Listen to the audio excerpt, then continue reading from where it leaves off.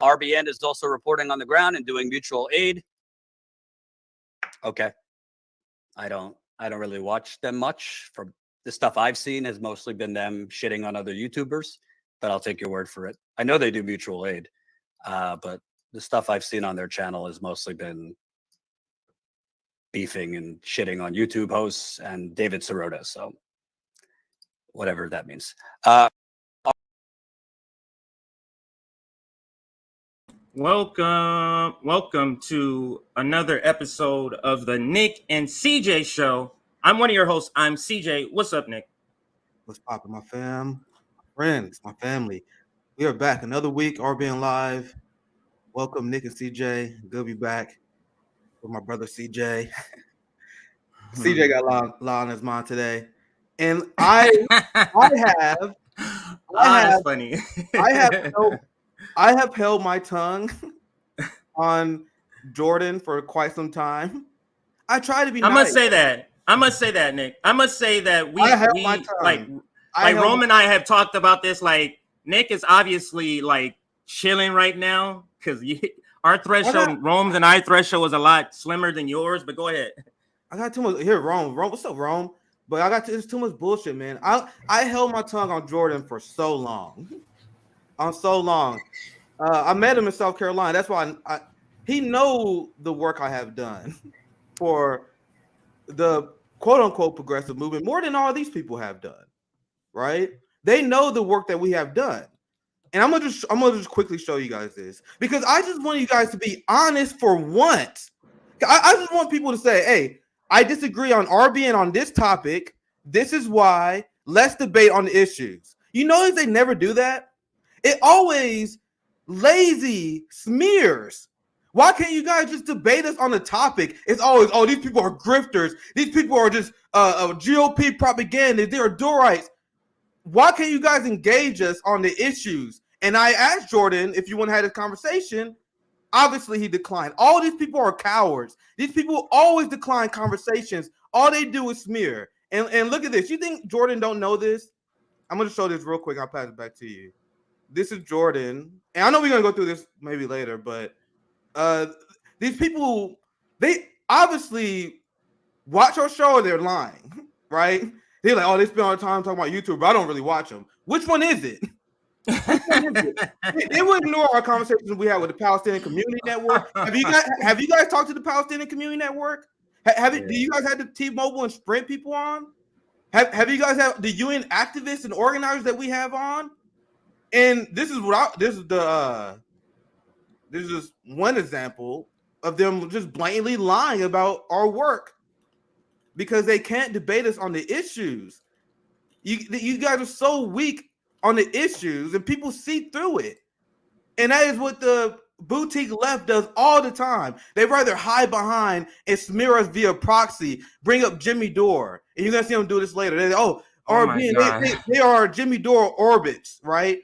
Well, and ask yourself this question. Why do they bring up Jimmy Dore? Why don't they say, hey, RBN is a Margaret Kimberly orbit?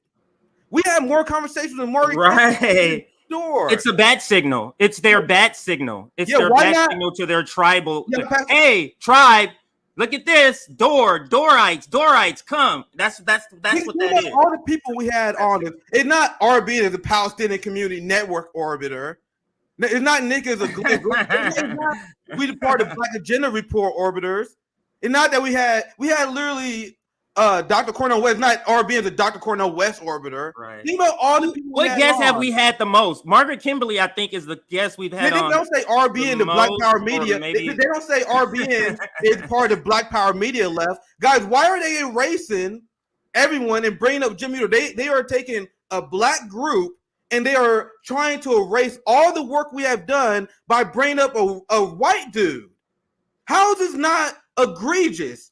This is the kind of shit that people that think that Republicans would do against us. They are erasing our blackness, our advocacy, and our reasons for having the politics we have by bringing up a white guy. Yes, I am friends with Jimmy Dore. Yes, we had conversations. Yes, but I had conversations with many people. Why you guys don't say I'm a Danny Haiphong leftist, right? Think about all the people we had on this show.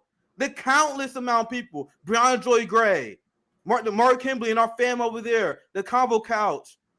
We had all these conversations, but they just keep bringing up Jimmy Dore. And you guys want I'm not going to give them the benefit of the doubt. Look at our why don't they say RBN is a Jill Stein op, a Green Party op? We had the Green Party on, we had Jill Stein on, Howie Hawkins on. Yeah, we've had so many people on. We are black leftists that had radical black leftists on our show, like Black Agenda Report, like Black Power Media. Why don't they ever bring those people up? They always say, "Oh, RBN just friends with Jimmy Dore." You see the erasure? How is that not unbelievably insulting? That is what the Bourgeoisie professional managerial class does. What's up, Ro?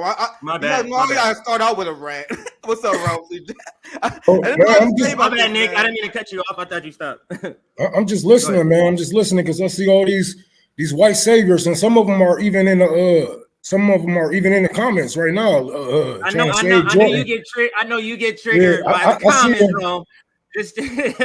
but it's all good. You know, this is the time for us that live in these communities to speak up. We don't need a Jordan in our communities no more, putting a microphone and a camera in our people's face. We got that covered. We don't need you anymore. We got it covered. And this is why these people are so upset, because there is no room for this type of bullshit anymore. We're not here to play no games. We're not here to try to drive people to the Democratic Party. You know, it's funny because you do that shit out in Flint because you know you can pull them people to the Democratic Party, but Mississippi need water. Mississippi need water. Go down there. I bet your ass won't, because you got an agenda, and it's always to push people to the Democratic Party, and we tired of it. We see through it. This is it right here. Look at this. Ron, I'll let you respond because you was talking. The sad part about it is that RBN would, if we was pro-Democratic Party, they wouldn't be criticizing RBN. Guys, all these people liked me when I was on the Bernie campaign. Jordan is lying about me. He met me on the fucking campaign. He interviewed me and brought me on the show because I brought some heat on. He knows me, bro. That's why I know he just out here smearing the same thing he does with Jimmy Dore. You knew these people, and the whole thing, they want to pretend it's all about other different shit. This is all about the fact that we do not agree with your guys' theory of change, and we run laps around you people with our logic. You guys grew your audience. You guys grew your channel riding the Bernie wave. If it wasn't for the Bernie wave, you guys would be fucking nothing. RBN is post-Bernie. We grew, and we are building our army criticizing the Bernie movement. We are not selling out to Access like you fucking selling out to Nina Turner for Access. We're not doing that. RBN is 100% post-Bernie Sanders movement, and we are organizing and we coming up with ideas that they are not doing. I was on George Galloway's show with a coherent answer. I can play the video. We played it before. Would I explain our theory of change? What is Jordan's theory of change? Let's vote for Joe Biden, click our heels, and pray for the best. We are running laps around these motherfuckers intellectually, and they feel they feel a lot of pressure. That's why they got Mike Figueredo going after Sabby Sabs. But why do you think they're going after us when we have way less subscribers than them, even though we put more live views than them? Right, even though Jordan run none but Trump videos, he run a Trump video. I ran a video talking about foreign policy, got more views than he did running a Trump video. It's a fucking joke. So now they gotta go after us and smear us. And I'll pass it to you guys. But I just wish these people would be honest. I am about to debate a right winger tomorrow. I debated Destiny. I debated Robbie. Be fucking honest. Say you RBN, we disagree with you on this, and this is why we dislike you. They keep bringing up irrelevant bullshit. Outright smears like Mike Figueredo did when he said we are propping up the GOP. Like just straight up lie. They don't like us. We keep pointing out that their strategy, they got it their way. You wanted progressives in the Democratic caucus, you got it. We gave you everything. Your strategy failed. It failed. And you keep trying to get the people to do this shit over and over again. And we're here to be the fork in the road so the people can split and say, no, we're not. We're doing this. We're doing this. Because that's the part they hate. That's the part they hate. We put a hole, however tiny, in their boat and saying, we're telling people to get your ass out that boat and come with us. Yeah. Right? And that's the problem. So let me bring up our YouTube page. Now, our page hasn't changed. I didn't rearrange it for this stream. This is the same way it's been set up since we did the activist summit 3 weeks ago. Okay, so this is our page. You go to our page. You know what you got to do to say that all we do is this particular type of video. You know what you got to do? You got to skip rows and rows of shit. Yep. You got to skip rows. The first row. This was I just put these clips in when we did the activist summit. I had to take out the third-party summit. We didn't have enough rows, y'all. I had to take the third-party summit. So the third-party summit would be here. But because we're cutting up clips from the activist summit, I put the clip little banner here. So the clips from the activist summit can be seen. So we got the activist summit you have to skip. We have the general strike summit you have to skip. And let's be clear. These aren't the 6 to 20 minute videos they do. These are 4, 5, 6 hour videos each. So if we even had the manpower to cut up all this shit, we don't even have the manpower to do that. You know how much of the general strike summit we cut up? Maybe 10%. Yeah, go ahead, Nick. A fraction of a fraction. People don't see none of our. So do you guys think that Jordan's being a honest actor here, ignoring all of this? And he was 100% aware of all this because he follows us. He knows this. But so let's wanted to do Trump content all day. He think he's speaking truth to power because he did January 6th segments. He's like, man, I'm really bringing it to the man. I'm really challenging capitalism, am I? Fucking damn near had a heart attack and damn near cried over Paul Pelosi, and he think he's being edgy. His answer every 2 to 4 years. He's like, I'm gonna shove a camera in front of black people, have them cry on camera, I'm gonna make money off of black pain, and then tell you guys to vote Democrat every 2 years. Now I'm Fred Hampton. And you know what? And you know the whole thing of him saying, "Oh, I've been to Flint 18 times." Okay, you've been to Flint 18 times. You've seen the horrible things that these people are living through. You know what I'm saying? You heard some horrible things that they had said to you in these interviews. I've seen some of these interviews also. And you mean to tell me that you're going to take, you know what I'm saying? You're going to go back to them same black people, the same people under the oppression, and tell them to vote for the same party that got them where they are today. Do you really think that this man gives a fuck about the black community?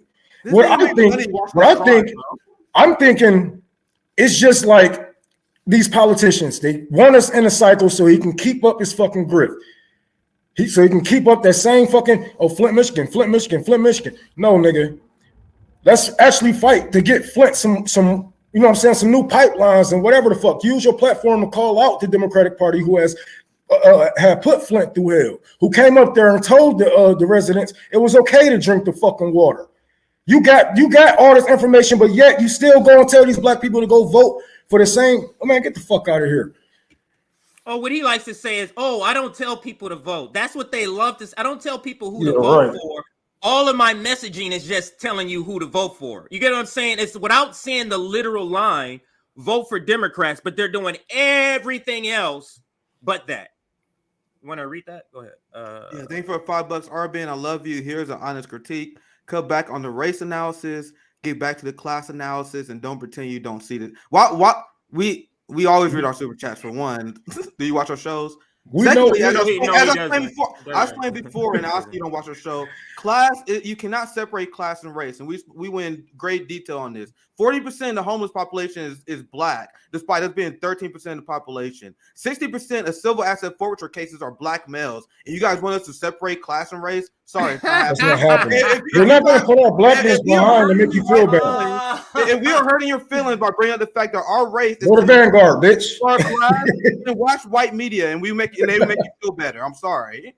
Go ahead. Right. So let's quickly get through these announcements so that we can. There's plenty of white media that you guys can watch that can make you feel better about the state of racial relations. We're not going to lie to you. White America stole our wealth, and they continue to imprison our people and use prison slave labor. But you guys want us to not talk about it? Get the fuck out of here. Go ahead, CJ. Yeah. So, welcome. Since you're brand new, welcome. That was we read criticism, but that's how it usually goes. Yes, and yes, I love this because when Force the Vote hit, we seen who was who. You know, even Breonna Joy Gray. You know, shout out to her. She had she got a march out there. It wasn't many people, but people actually came out on the fucking ground for her and for Force the Vote. But people trying to make fun of the crowd size. You know, these leftists was making fun of her because of a crowd size. Like Bernie Sanders didn't start off with like 14 motherfuckers, right? They making fun of her to make her feel like, oh, all right, no people is believing this, so you should just stop fighting. No, nigga, you got 20, keep on going. You will get 40 next time because they tell they people whatever, and it's gonna keep going. But they try to push that fight out of people, and they want people to keep going back to the Democratic Party. Keep going back to the Democratic Party. You people supported Pelosi, Nancy Pelosi. There's no other way around it. You guys supported you guys supported her. What we supported is don't vote for this motherfucker. Don't vote for these motherfuckers and telling the progressive parties that we got in office, don't vote for them. Don't vote for her. Hold your power and make them put Medicare for all on the floor. Everybody, no, that's a stupid thing. You're gonna end up with a different. It doesn't matter who the fucking speaker is, bitch. They all fucking evil. They all fucking rich. They all fucking white supremacists. But if we got a chance to hold power, then fucking hold it, wield it, and do something with it. Don't just sit back and let your moment pass. And that's what they did. And they hurt many communities with that during the pandemic. You know how many black communities, Jordan and Kyle Kalinske alike, all these people that was against Force the Vote. You know how many communities that they hurt? How many people is dead because of this shit? It's not just podcasters. They fucking with people's brains, bro. This shit is fucked up. Because it's all propaganda at the end of the day. And what they are doing is holding water for the Democratic Party. And they all are evil. And you should watch these white men. Especially when they come around and they don't have nothing in their hands but a fucking camera and a microphone in your fucking face. And yes, I know you brought some water from here to there. Bitch, okay. And keep doing it. And keep doing it and keep doing it and keep doing it till everybody got clean water. But don't sit here and act like, you know what I'm saying? We ain't doing it. That's your fucking job, motherfucker. That's your fucking job as a proletarian. You get no brownie points. I don't get brownie points. You don't get brownie points. Do your fucking job. If not, get the fuck out of black communities. Well said, brother. Well said. I just want to read the super chat back to TCJ. This from Zaina. Class reduction became it when colonialism packs all our systems and drive capitalism. And this is what you guys don't understand.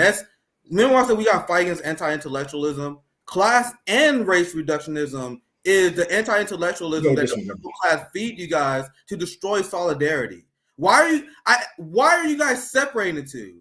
No one ever gave me an explanation for that. I can give you guys a great explanation. We had cream of tests, we had many doctors. There's so class and race is inherently intertwined. And if you have solidarity among all issues, you uplift everyone in every community. So why even separate it? And they do that to get you guys to not talk about these issues. So when we talk about these issues that make you guys uncomfortable, like, oh my God, don't talk about that. Come on, isn't great? No. We're gonna sit down, boo boo. We're gonna have this conversation. That's what we're gonna do. Anyway, one thing I want to say as well. Gonna be fired. Just one announcement I passed CCJ. Savvy's gonna be on Jimmy tonight too. So Savvy gonna be on Jimmy tonight. I gotta watch that shit. Yeah, I cannot emphasize enough. That's gonna be very interesting because we was right on the student loan issue. Mike Figueredo and his wife Savior, they can't handle the fact that they was wrong and they viewed themselves as the manager. They viewed themselves as the intellectual left, but we keep getting issues right over him, and we exposed him to his own audience, like his own subscribers saw that this renegade independent group of black leftists got this issue right and they got it wrong. He had a meltdown. So Savvy, we're gonna go on Jimmy, and I hope I don't know what they're gonna talk about, but I hope they bring that up. I'm hoping too. I don't think Jimmy avoids stuff like that. Yeah. Anyway, I saw Jimmy. So if you're watching this on replay, join our Substack, and we send out notifications. I send a notification out about an hour and a half, 2 hours maybe, for this one. So generally we send them out 30 minutes to 2 hours before we go live, and then we send them out for when we upload clips. Just join our Substack. and you can get those notifications. The other thing is, this was our subscriber count, Nick, the last time we were here. I do know we've crossed 24,500, but let me get the exact number. All right, so let's go here. 25,505. All right, so thank you. Just pushing. Now we got 500. We got 4,500 to go. So 4,500 to go to our goal. 30,000. Go ahead, Nick. Well, we need a big push, guys. So we need RBN to 30K. I said to go in August. I said it'll be wild. We hit 30K by end of the year. So share with a friend. I'm surprised that we're this close. Yeah, I was like, I remember when I said it, I was like, yo, this is about to be crazy ambitious. Let's go for 30K. It's crazy. So we're actually pretty close. That's pretty good. So if you look at our analytics, we gain about 2,000 subscribers every month. So it's gonna be like super close. It's gonna be like a fighter. So that's why we need. We need your help if you guys want to help us accomplish RBN 20K. Because we have to overachieve the next like 6 weeks in order to get it. But go ahead, Ron. Yeah, I just like the stream. Go ahead, Ron. Yeah, I just wanted to reply to another comment. I mentioned Vanguard said that we are unprincipled. We are unprincipled. The guys who, you know what I'm saying, like these motherfuckers go back and forth with voting, not voting. You're unprincipled, bro. All y'all do is some fucking is this bullshit, some drama bullshit, or y'all watch this. Y'all probably gonna watch this, react to the reaction. Bring two motherfuckers. Who the fuck y'all helping? And then you better stop it, man, because y'all losing all those fucking subscribers like that. I met them and I had conversations with Gavin. He gave me props after my Hill interview. He gave me props after the Destiny debate. So you guys just be honest about the disagreement. You got Gavin, Zach. You guys know me. What are you guys doing? Nick, you know what they say. He wasn't there at the Casey Tenants union rally. He wasn't there at the Casey Tenant union announcement. I was there. We live in the same city. If you don't want to go there, I don't see you here in the community. So let's not start that conversation. If you want to be honest about our disagreements, let's have a conversation. You know what they say, but that's bullshit, and you guys know it. So, and this is the last thing I'm saying. CJ, pass to you. Mm-hmm. Jordan. These people say, "Oh my God, RBN. They just spend their time criticizing YouTubers, even though they do the same thing." Jordan spent all his time attacking Jimmy Dore or attacking Fox News commentators. There's no difference between what we do. They just get upset because we criticize the right. I mean, we criticize the wrong people. So they have Ryan Grimm on. They do a softball interview with him. Mm-hmm. Meanwhile, they be super mean to Aaron Mate. So they inconsistent here. And so I would love to have a conversation because once again, we Kansas City boys. We was friends. It's kind of weird that you guys trying to turn on us. I guess see the live viewers starting to shift, right? But I'm down to have these conversations with anyone. And there's no way you guys can say that we are unprincipled when we are not seeing you in the street. We did a tour for the poor. We didn't see you. I didn't see you at the Casey Tenants union rally. I was all through that motherfucker. We was all through the goddamn state. I didn't see that motherfucker not once. Not even at the grocery store. Bro, Kyle Kalinske had Nick, what's happening? He had Kyle Kalinske on it. They don't ask him any hard questions. Meanwhile, it's like, bro, how you gonna say you're not? That makes no fucking sense. Go CJ. You know what they did say? If you don't have the facts with you, you argue strategy and tactic. You argue technical shit when you don't have the facts. You argue throw personality shit out when you don't have the facts. And so that's what I think we see what's going on. But lastly, I'm sorry, we can put that up in 1 second. Like the stream, we're at 285 likes. Can we push to 350? We got over 500 people watching. Let's push to 350. Let's see if we can get some good, lively debates. I'm not even looking at the chat, so I haven't seen anything CJ, in the chat. Hold up. My boy Q said he wanted to join. You can't rebuttal. Q has quite a criticism of social democracy. Hold on, let me Q. I know you watching, bro. Hold up. You mind, CJ? I'm gonna get Q. Oh, absolutely not, bro. Absolutely not. Yeah. Oh shit, Q said I got some words for you. Bring him in. Hold up, this about literally escalate to a next level. If you guys don't know who Q Anthony Mene is, you guys have no idea how much this is about to escalate. Anyway, I gotta go ahead. Send him I'll get him in here. Yeah. So like the stream. Our target is 350. We have over 500 people watching. So, and we got Q Amine coming in. So let's like the stream. We'll get a lot more people's eyes on it. A lot more viewers in. A lot more people to make these comments. We see all the Jordan fans, and we welcome you here. Subscribe so that you can comment. And learn something. And by the way, you guys know my policy any motherfucking day. If you guys want to invite me on your show or vice versa. You guys knew I had open door policy. And Jordan, I know you saw that message. But I said I wanted to have a conversation about this. I'm not like you bitch ass motherfuckers that like to tweet behind the block, who like to talk shit. And if I have everyone I have beef with, I want to have a conversation. I want to embarrass you. If that would come down to anybody. Just by the way, if you guys just think RBN, these people make videos about other people. They are the biggest cowards on the planet. These motherfuckers will make a video about Jimmy or anybody and then refuse to debate him. Zach Gavin refused to debate Jackson. We had Jackson on the show and called him out to his face, and they cowards and they afraid to debate him. But they said we're unprincipled. Nigga, if you do not want to talk to someone, if you're not willing to have a it was ignoring Jimmy comments.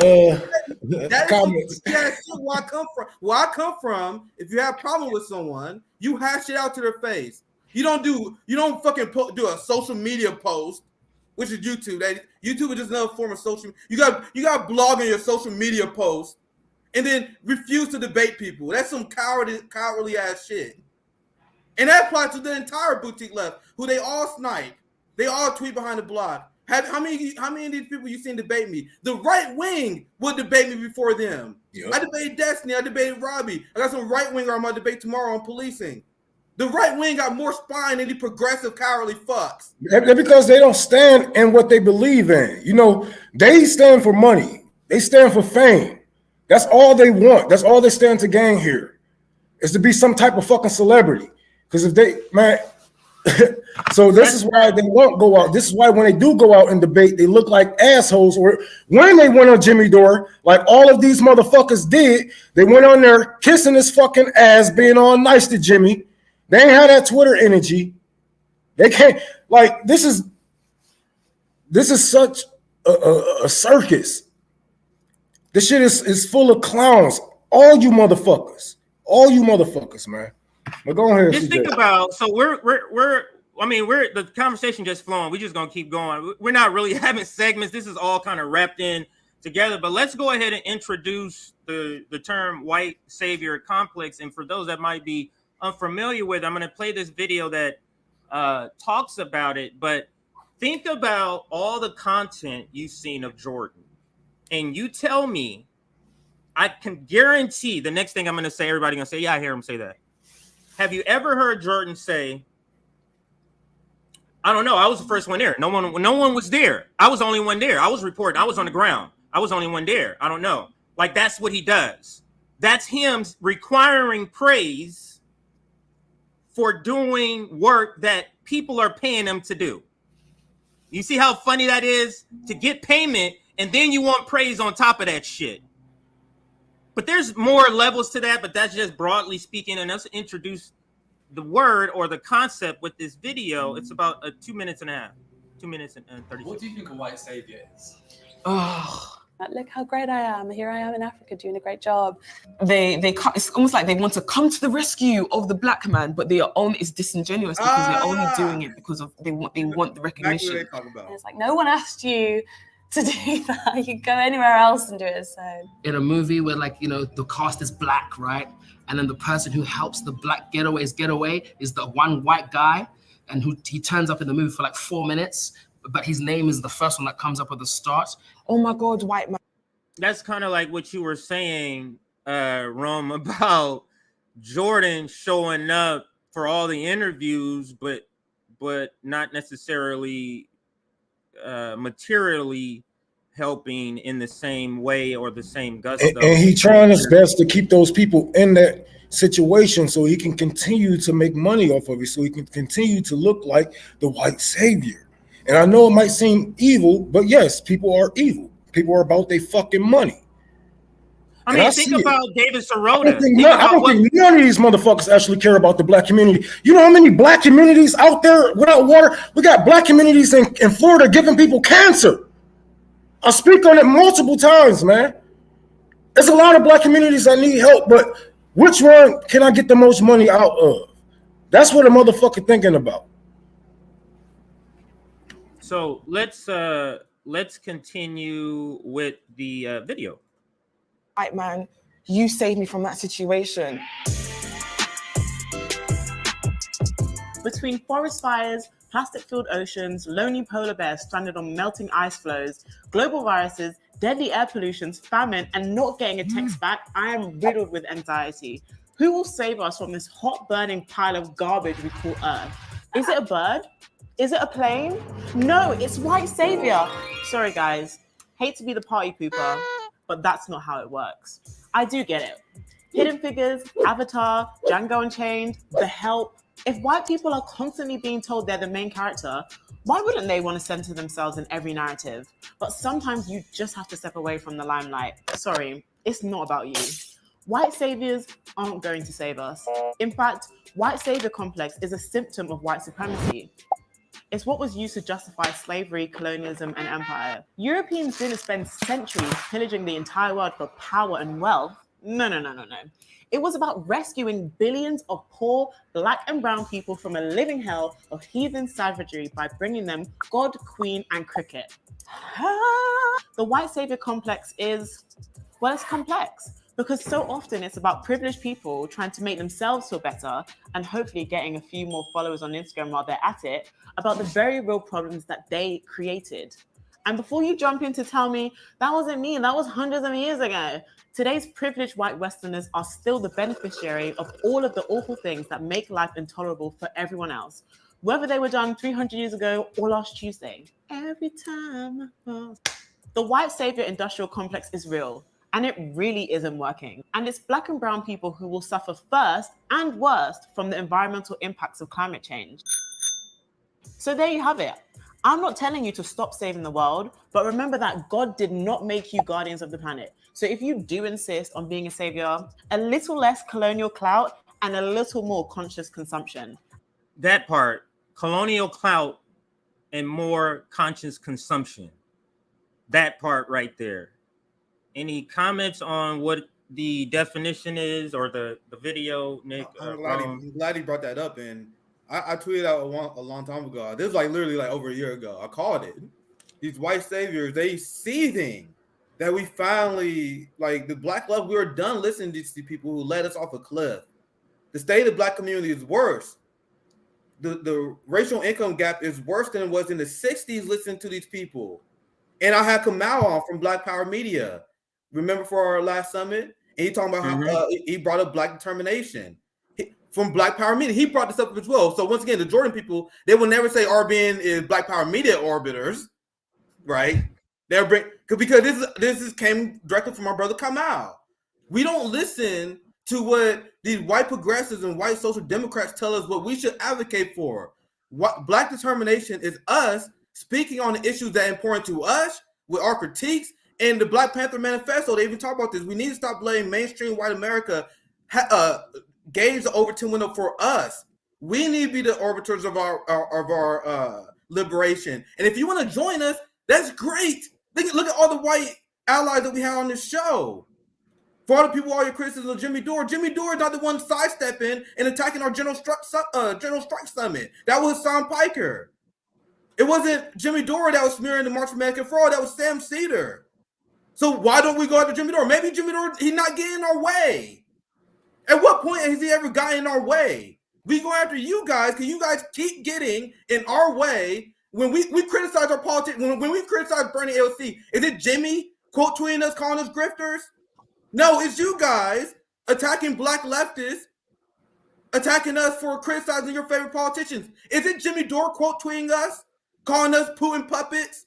For calling out Bernie Sanders for his votes for war? No, it's the white saviors, the same people that want you to hate Jimmy. It's them. They're always attacking the black left, and then they wonder why don't you guys go after Jimmy Dore more? That motherfucker's not attacking us. This is why they try to attack. This is why they try to attach the racist thing to Jimmy to sort of shake loose all the black and brown people that could be listening to this non-establishment white guy who's able to break through more through the algorithm and reach more people because he is bringing them money with his content. But that's exactly it. But let me play this again. It's only 25 seconds, and I want Rome to hear this again, and all of us, and kind of comment on this video here, because you are our person. So let me say this: we're RBN. We're like Voltron. Everybody has sort of a role.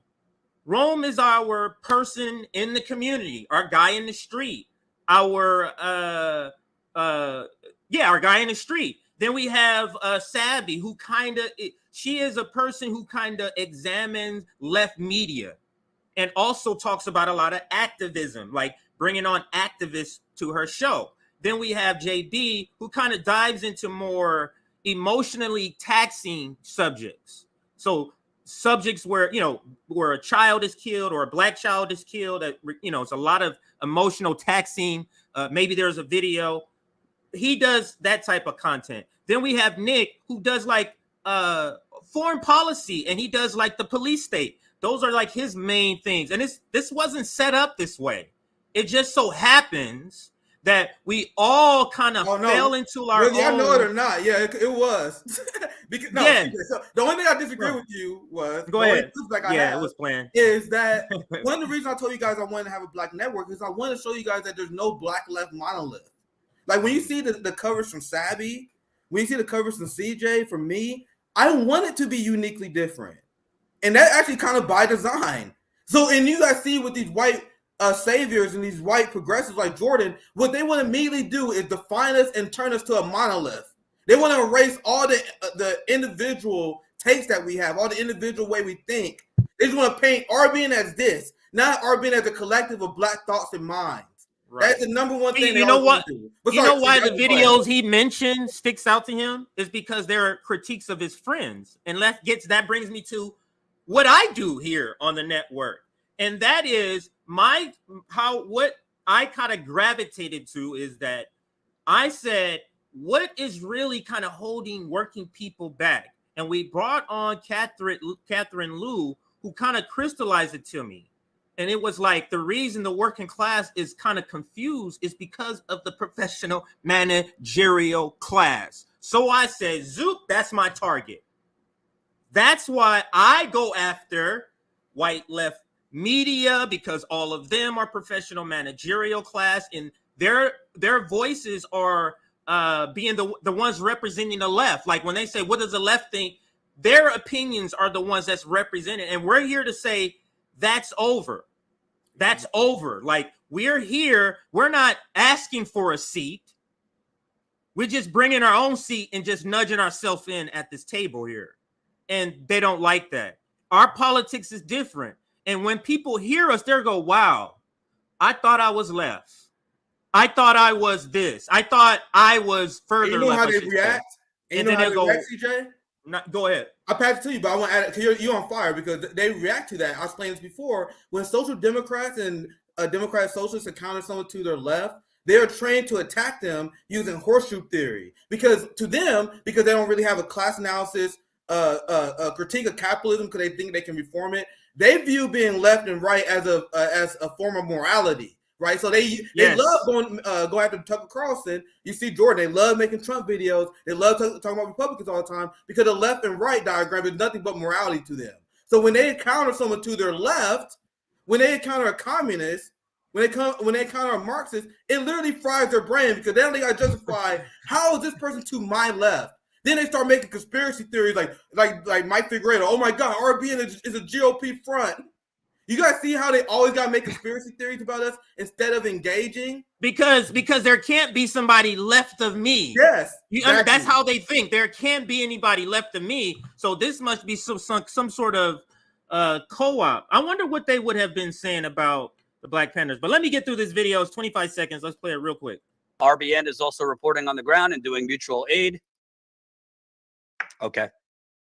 I don't really watch them much. From the stuff I've seen has mostly been them shitting on other YouTubers, but I'll take your word for it. I know they do mutual aid, but the stuff I've seen on their channel has mostly been beefing and shitting on YouTube hosts and David Sirota. So whatever that means. So the reason RBN that sticks out to him, Nick, the reason it sticks out to him, that content, because he sees the other, but he kind of don't see the other. Oh, if you're critiquing his friends in his class, that's what's going to stick out to you. You get what I'm saying? Yeah, so all the other stuff that we do, he's not going to see that. And he mentioned it. You saw it when he mentioned David Sirota, his Breaking Points buddy over there, because both of them are over there at Breaking Points. Go ahead. Yeah, he signed on Breaking Points, and then we made scathing critiques. Well, it was one of the things that no one in the Breaking Points audience ever going to respond, because our critique of Breaking Points was so scathing. So we critique Breaking Points, we critique David Sirota, and after that, we forever was on these people's shit list because we hurt their feelings. And now once again, they're going to gaslight their audience. They're going to hope they don't actually do their research, ignore all the work that we actually do that they don't do, and then sneer us. It's oh so desperate, and people see through you. That's why you guys getting ratioed over and over again. You guys rode that Bernie wave, but the post-Bernie working class movement, no one feeling you guys anymore. But go ahead. So what I want to do, yeah, we're getting all our energy out, right? And we're going to go to the tweets and all that stuff. But I want to bring in more analysis to this, because this is more a broader thing about a class warfare that is needed on the left. And this interview that I found with, believe it or not, Michael Brooks. This is we all love Michael Brooks. I like Michael Brooks. But this is, and RIP, rest in peace, Michael Brooks. This is him interviewing Vivek Chaber. I believe that's how you say his last name. And this is someone they've interviewed multiple times on all their. He's been on Majority Report. He's been on, I can't remember the other ones, but he's been on interview by all of them. Jacobin, it was the other one he's been on a lot. So let's listen, because this conversation is so fire. I broke it up into short clips. It's a short 12-minute video, so watch it if you can watch the whole thing. But this conversation in this short span is so fire in him identifying the issue with the American left being overwhelmingly middle class, and that it's not going to go anywhere unless it's overwhelmingly black and brown. So how I see it, I don't see this as infighting. I see it as they're not left, and we're here to say we're left. Exactly. They're not left, and that's the problem they have. So it's a white suburb movement. Yes. Go ahead. Let's listen to this. Oh, let me read the caption to you. It says, aspiring elites taking over the movement using the language of cultural difference and racial uplift to justify the creation of a entrepreneurial class and the hoarding of opportunities by a rising middle class, then shitting on the rest of the population. This is one of 3 clips we're going to play of Vivek. Yeah, it snapped together for me, actually, again, reading Adolph Reed. It's another South Africa example of looking at Thabo Mbeki's move to the African Renaissance and just seeing like, okay, this makes a lot of sense, that as soon as the ANC is not a project of labor and redistribution anymore, then the entire, the only social project that remains, it's not even, it's fundamentally a criticism, but it's literally like the only project that could remain is to build a wealthy African entrepreneur class, because there's no other room left. You've handed macroeconomic policy to World Bank, IMF.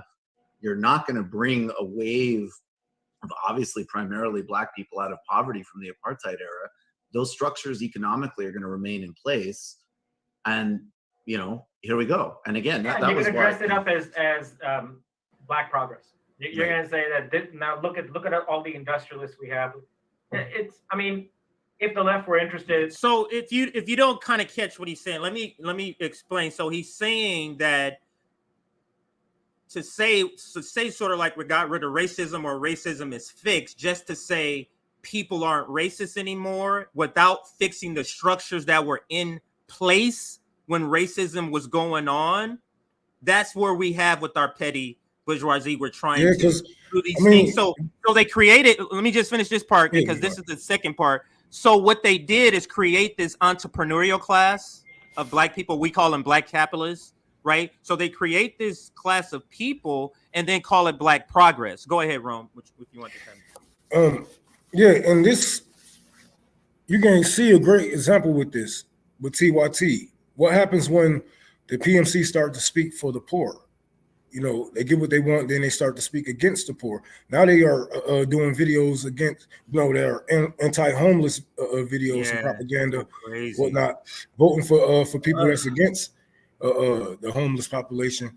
And this is the result that we will always get because these people don't want to take it. Like Sam Cedar lives in a gentrified neighborhood.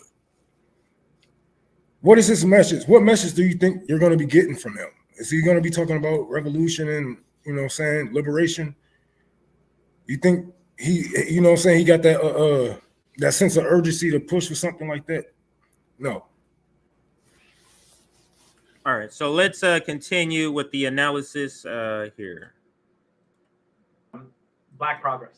You're going to say that now look at all the industrialists we have. If the left were interested in actually learning from history, this is the entire history of the post-independence colonial world. It's aspiring elites taking over the movement, using the language of cultural difference, of racial uplift, all this business to justify the creation of an entrepreneurial class and the hoarding of opportunities by the rising middle class, and then shitting all over the rest of the population and saying, look at us, look how great our achievement. It's such a great complete point that he made there. I'll let you chime in if you want while I change videos. Let me change the video because there is another one. I can keep it in there.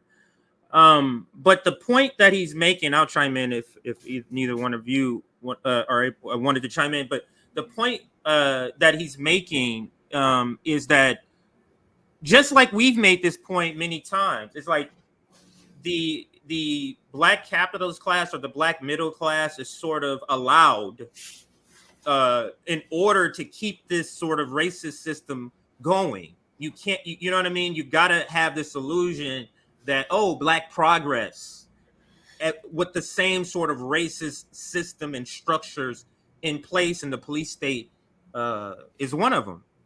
Go ahead. Another great example, during one of the largest civil rights, protests. What these cities do? They painted Black Lives Matter on the roads, and on those same roads, those Black lives got their ass whooped by the police. That's crazy. So they got this illusion. They can say they got a W. Everything is all right. What Nick say? We're gonna be all right.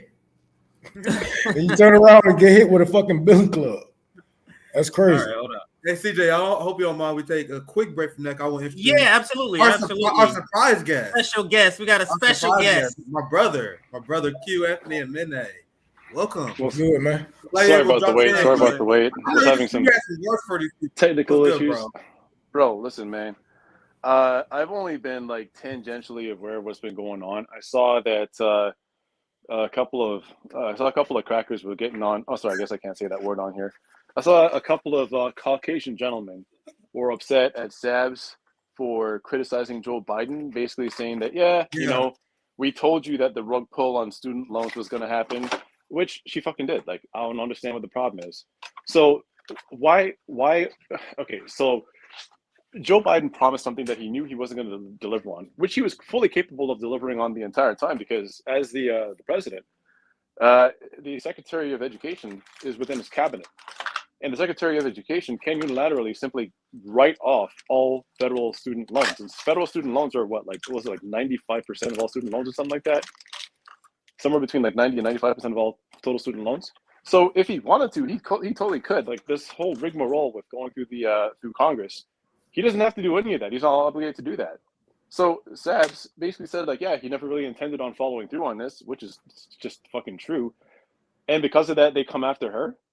Dog, because we was right, and Sam Cedar, they will say, they will call anyone left of Social Democrat, they will call them the dumb left.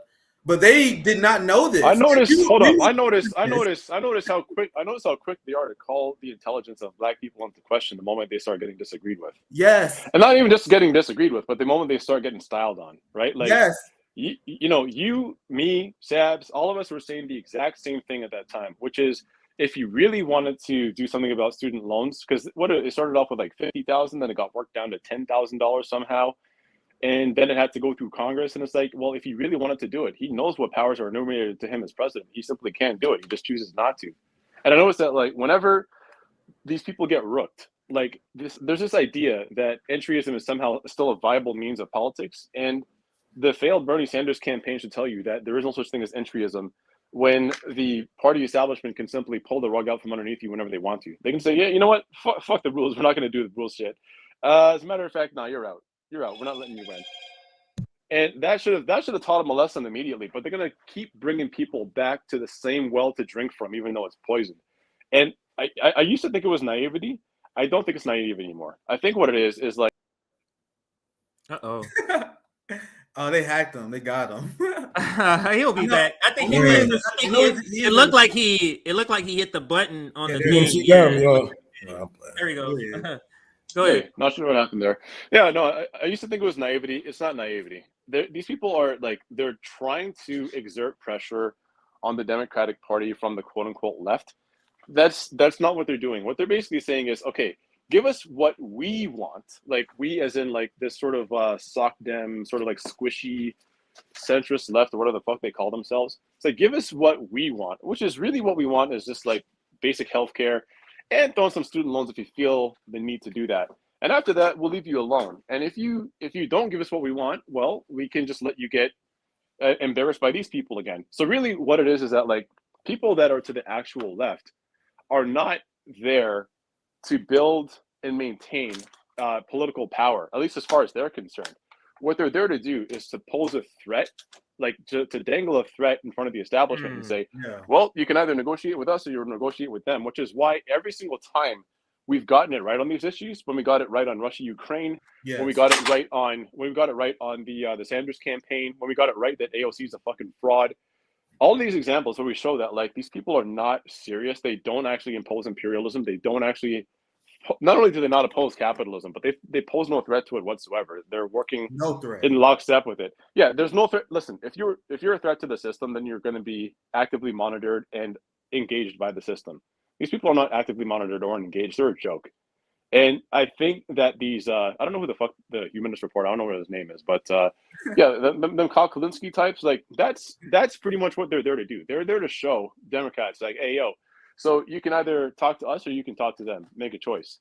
And the reason that they're so quick, especially when it comes to Black leftists, because Black people in America and in the West generally know what type of time the government is on, what type of time the power establishment is on, which is that we have no interest in negotiating anything with you whatsoever. Our system depends on your oppression. That's just the way that it's going to stay. And I think what they do is they sort of leech off the radical energy that comes from our circles to try and invigorate and then cloak themselves in some air of like as if they're the same kind of radicals that we in the, not only us but like the people whose like teachings, whose leadership we draw from, they want to act like they're a part of that. But it's like, no, because back when we were talking about Mumia Abu-Jamal, back when we were talking about Monsanto, back when we were talking about AFRICOM, y'all were talking about fucking atheism. Like, shut up. You know what I mean? Y'all were talking about new atheism or whatever the fuck. Like, I'm sorry. Like, these people are, what they're trying to do is to develop they're trying to develop a political theory of change that basically involves following the status quo, but putting on this air of like revolutionary politics. But really all they're doing is relitigating their shitty relationship with their parents. Like Nancy Pelosi and Joe Biden are nothing but mom and dad. That's spot on. That's spot on. That's spot on. All I can do is black. That's so on point. That's why I was so, you guys see why I was so hyped Q joined this particular stream. So go ahead, Q. No, man, no. Just and the other part is just like how dare you talk to a Black woman like that? Like, humble yourself. You would imagine all of us, like the four of us here and Sabs in a room together with these guys. I don't know, like maybe on a panel in front of a crowd or some shit. Like, you know, in the kind of environment where we're making our points, talking to each other, and then somebody interjects.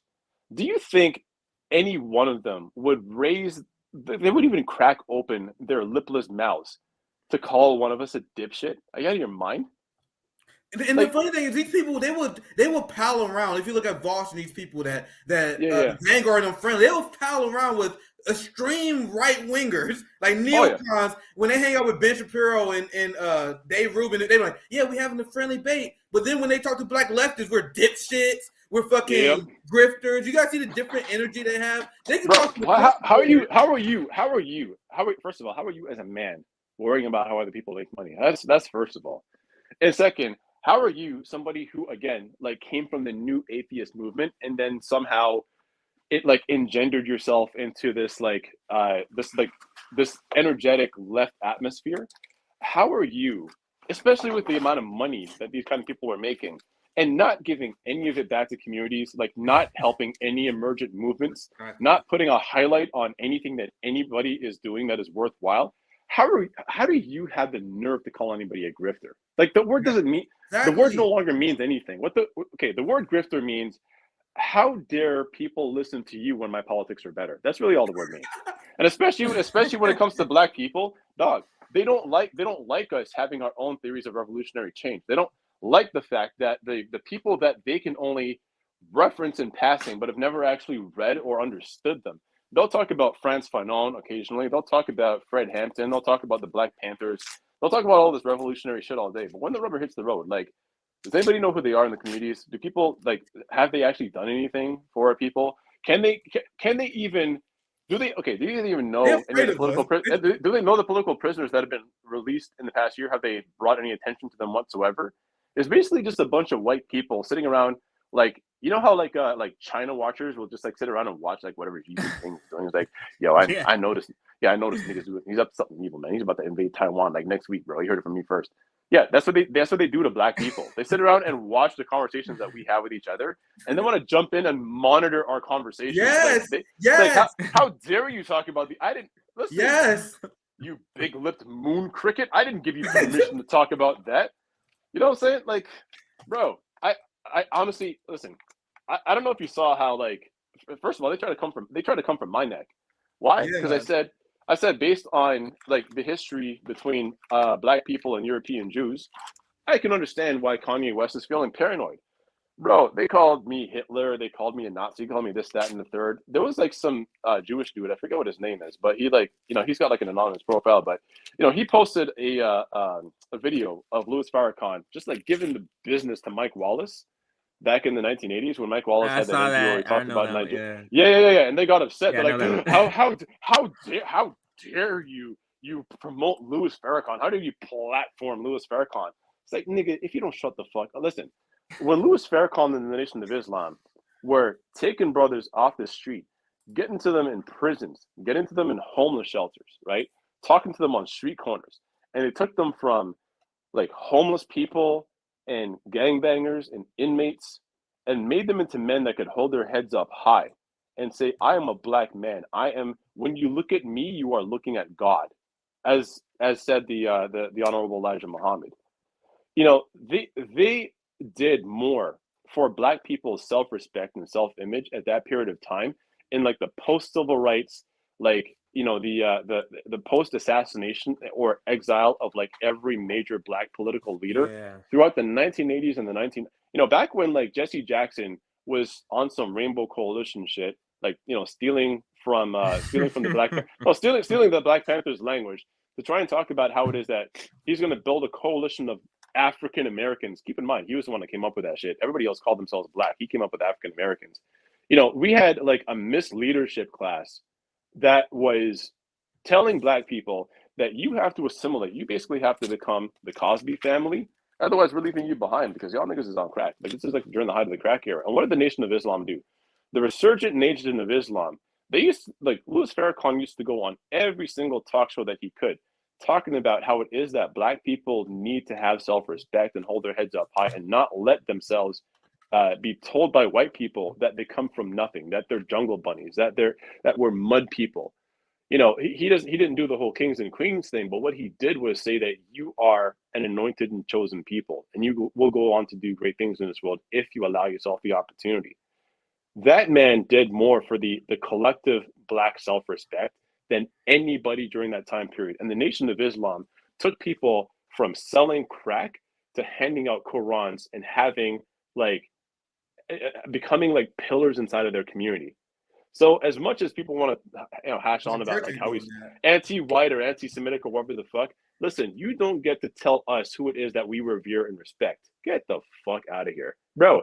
You want to tell me like they have people like they talk about like people like Menachem Begin, right?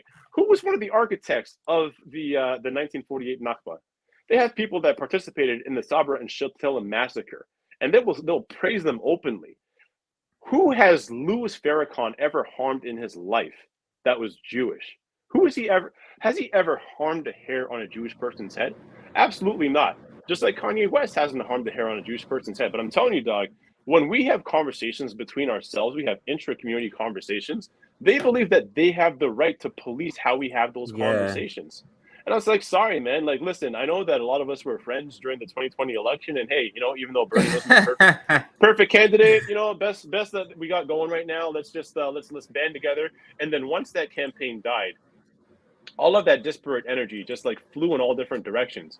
And now you have people that rather than going after people continuously on the right and holding the people in power both accountable, like responsible for what they promised to us, but also actually trying to pull them left, they're attacking people on the left and they're attacking Black people. How dare you speak to anybody Black?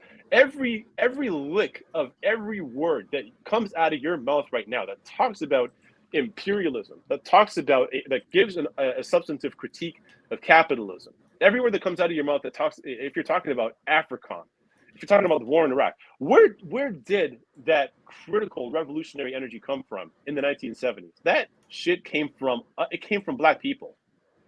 And if they had been around during the late 1960s and early 1970s when the Black Panther Party was really popping, they would be saying the same thing. Why are you sympathizing with these radicals? They're violent. Don't you know they kill people? They kill police officers that are just trying to protect their family. Man, fuck you. You don't have to listen to none of these people, dog. None of them. None of them have the answers. None of them have any substantive theory of change. It's just get behind the Democrats and hope they'll actually hand us out cookies. And where it comes to anything that the Democrats owe to Black people, where it comes to any critiques of the Democrats, how they've been committing out, like either aiding and abetting or committing out and out genocide, the Middle East, North Africa, how they've been blocking East African countries from getting grain shipments. How they've been telling the continent of Africa that, hey, if you don't get on board with us funding Nazis, we're going to lower your foreign aid, and we may even like cut you off. We may even sanction you. And you know, if it was literally only the Black, you want us to get behind these people?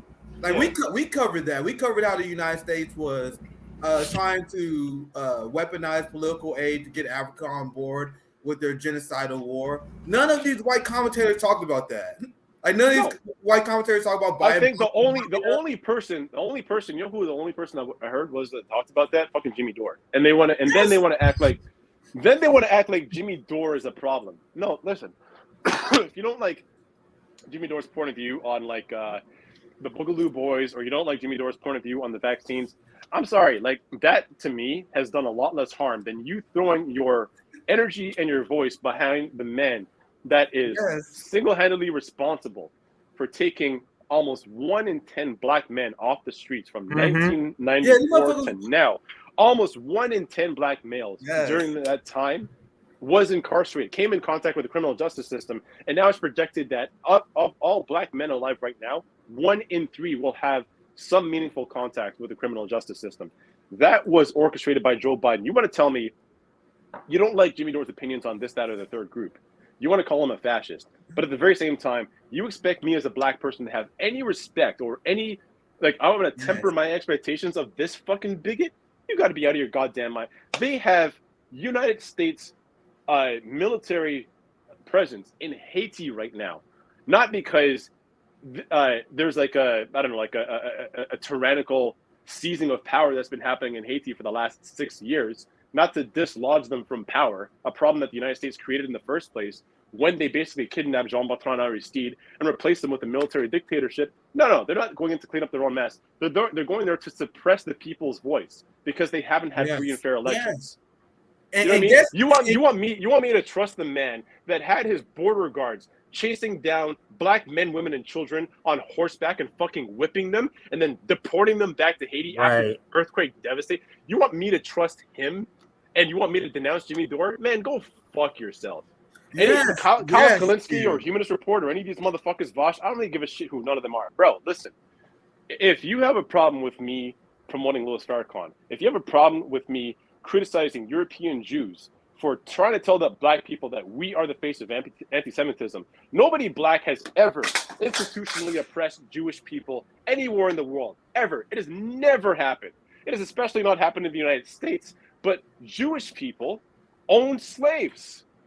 Jewish people, European Jews. I want to say Jewish people. I want to be very careful because I'm not talking European about Jews. Yes. Turkish Jews or Syrian Jews or Beta Israel in East Africa. I'm talking about European Jews, the Ashkenazi and the Sephardim, them specifically, overrepresented in the slave trade. And I'm not talking about like some sort of secret plot to finance the slave trade or control it. No, I'm talking about the people that were actually putting their hands in black men and women and children's mouths to inspect their teeth and groping their genitals and their buttocks to inspect them for sale, to assess their market value.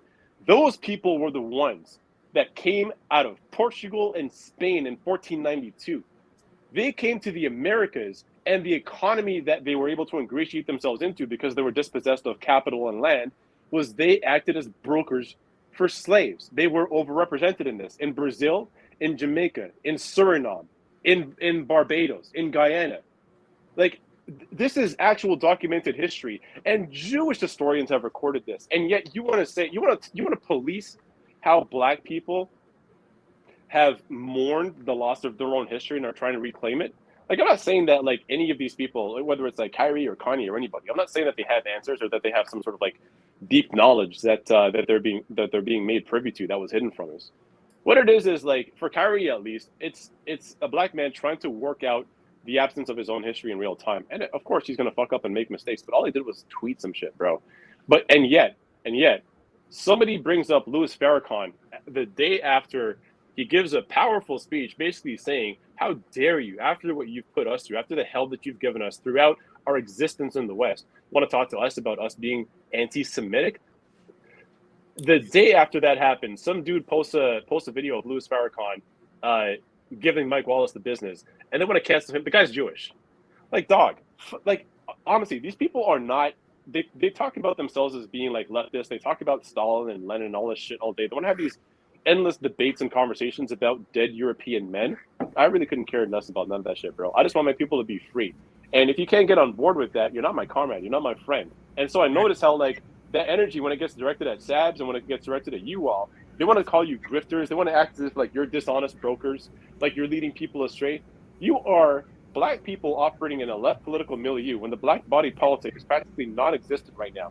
And you're giving people like a North Star to be guided by. You're actually giving people like historical materialism, and you're giving actual analysis and theories of change. You're talking about revolutionary history and how it applies to the current day. And these people are talking about how Joe Biden can be brought left and how we have to like get more seats in the Senate. Man, fuck all these crackers. I'm sorry. Every single one of them from the bottom of my heart, fuck all these crackers. They do not care about us. All they care about is using our bodies and our energy when it suits them. And the moment any of them steps out of line, get back to work, nigger. Get the fuck out. I told you guys, CJ, the Declaration of War. I have a question for Q though. I want you to chime in on the question that's part of our thumbnail, which is how petty bourgeois politics prevent the liberation of workers or black people, if we want to narrow it down. Like, how do you basically the moderate white person that Malcolm and Martin have talked about? Can you speak to that or talk about that? Well, I mean, like Malcolm X was very clear. Like he talks about the fox and the wolf. That you run away from the wolf, and then you run into the jaws of the fox, right? And that's what like the flock of black people have for the last like 45, 50 years. been running into the jaws of the fox, as a flock, because liberals seem like they like us. And I'm sorry, but there's a rampant self-esteem problem where it comes to, I would say, like a lot of younger Black people, but I think Gen X also had this problem where it's like, as long as white people will tolerate you in their space, then they deserve something for it. Like they deserve to be applauded or congratulated for it. And what that's led to is remember during the 2020 campaign, right? Like I had all of these social justice, these Black blue check influencers that were flocking to like Elizabeth Warren's campaign. Some of them went to Joe Biden's campaign, but early on they weren't for that. They went to like, they were like with Elizabeth. Oh, man, I forget who even fucking ran in that campaign. There was like 20 odd different candidates, but they went to these liberal and centrist candidates, and anybody that was criticizing, Elizabeth Warren's votes, or anybody that was criticizing Joe Biden and his history of imperialism and anti-Blackness, anybody that was standing up against that and was Black, you notice that the first people to try and get the rest of us in line. Oh yeah, this was Kamala Harris especially. This is especially true of her. When people were talking about her record of imprisoning or putting the parents of truant children in contact with the justice system, or that she was imprisoning people on marijuana arrests, or that she was denying trans inmates the ability to transition while they were incarcerated. And people were bringing that stuff up, and it was like, oh, you're just misogynist. You're misogynoirist. You just don't want to see a Black woman succeed. And it's like, how low is your self-esteem that you have to you have a personal investment in seeing somebody like that exceed to the highest powers, the highest office, and some of the most powerful seats in the entire world. And they do the same thing right now with AOC. They do it with Ilhan Omar. And they're doing it with Bernie Sanders. And that's that they ascribe a kind of radical energy to these people that they never claimed to have in the first place. And I don't even like talking about this whole what is the petty bourgeoisie and what is the actual workers movement, because to be frank, there hasn't been a coherent workers movement in the United States probably since the collapse of the Communist Party in the post HUAC years. What we have now is a group of disparate elements that sometimes work in tandem, but oftentimes not, and a labor aristocracy that essentially exists to consume the energy of smaller labor movements, like the Amazon Workers Union or the Starbucks unions. What this labor, the current labor aristocracy exists to do is to sap all of the radical energy out of those movements and systematize them. So I think that it's almost not even all that useful to talk about these things, because these lines are not made very clear. A lot of people, I see people talking about whether Starbucks workers are even workers, or whether they're petty bourgeois or some shit like that. And I'm like, I'm sorry, you guys have lost the fucking plot. Here's the long and short of it. Do you have to sell your time and your body for labor? Because if the answer is yes, unless you are independently wealthy and you don't actually have to exchange your labor for money, then yeah, you are a worker. That's just the long and short of it. You might be a different type of worker. You might be a white collar worker. You might be a blue collar worker. But the fact of the matter is you're still a worker. Now, when people are getting into these side conversations about whether Starbucks workers are actually workers, then I think the conversation on petty bourgeois elements, it's done. It's fucking dead. It's basically just people. I missed that. I didn't hear that. Q. I didn't hear that part about. I didn't hear about the Starbucks. But I'm not as plugged in. I'm not as plugged in. But I didn't hear that about Starbucks workers. Yeah, there's a big debate. People always, there's always this debate. Q, and that's what Q was talking about. You see it all the time with people X is not a real working class person. I'm I always see I just see police. I just see the police as the only people not part of the working class. That's the only one. Right. Well, you can always. With police, it's pretty hard and fast, because the question is this: when a strike breaks out in any other sector besides policing, what side of the picket line do you usually find the police on? You know what I mean? So you can just say straight up they're not workers, they're fast traders. But the reason I say I kind of veer away from this type of a conversation is because the lines are not very clear at all. Because I think we try to engage in this sort of this Manichaean duality where there's the worker, the good guys, and the petty bourgeoisie, the bad guys. Well, in every revolution throughout history, you've had some of the elements of the bourgeois and many of the petty bourgeoisie that align with the workers. in revolutionary movements. This happened during the Haitian Revolution. This happened during the Bolshevik Revolution. So the question isn't like who qualifies as a worker, and only the workers can be a part of anything. And then this endless quest for the correct position to basically whittle down the definition of a worker to like the imagination of one person, what they think a worker is, right? What it really is supposed to be is, do we understand what the ruling class is? Do we understand what their agenda is? And do we oppose it? Do we want liberation for workers and people generally? If the answer is yes, then you're fucking with us. And I'm never going to accept anybody that was part of any new atheist movement to try to tell me, like, you know, what is the petty bourgeois, what is not, and who we should follow politically. As far as I'm concerned, man, like, they're all compromised. Like, fuck off. What's that, wrong, CJ? Yeah. Oh, you can go ahead, CJ. Oh, shit. What I wanted to do, so there's have you ever heard of Vivek Jabir? Have you ever heard of Vivek? He's a Marxist. Vivek Jabir. Yeah. Yes. I'm sorry. I may be saying his name incorrectly. Yeah. But I'm curious. CJ, sorry. CJ, before we move on to the next part, can I just, CJ, well, where can they find you? Where you're at? Just because I know there was the last second, and I want to give you a proper chance because I saw some people in the chat asking. And your podcast, too. I know I'm going to be joining you on Thursday sometimes, right? So just do a quick shout out and just so people know where they can find you and they have a good idea where you are. I know he just kind of slided it right in the conversation, like he was already. Yeah, you. Oh shit! Bro, we got a show. Bro, the show on Thursday, fool. Yeah. You two trying to talk about. Go ahead. Yeah, you can find me on the Unredacted. Yeah, my name is Q Anthony Omeni, co-host of the Unredacted podcast. You can find me on there on Call-In Thursdays. Excuse me, Thursdays at 3 p.m. Eastern. And you can find my writings in like various publications, Washington Post, Maclean's, wherever. Although I'm doing a lot less writing now, and I'm focusing more on like video journalism and content production. So yeah, you can find me on the Unredacted podcast. And then once the Culture Report launches, you can find me there too. Yeah, and I'll be doing Q every once in a while on Thursdays too on the Call-In show as well. But I just want to we didn't do proper introduction. Yeah. Go ahead. No, that's all good. No. I saw my brothers all in here, and I was like, oh, let me jump into this conversation because like these crackers lost their goddamn minds, bro. These crackers lost their minds. I just kind of want you to chime in. We've been kind of discussing a couple of clips between conversation between Vivek and the late Michael Brooks, and I just kind of wanted you to chime in. It's a 2-minute clip, and I don't want to preface it. I just kind of want to go and let you hear and just let you tell me what you think. There's been a great now reawakening of certain aspirations.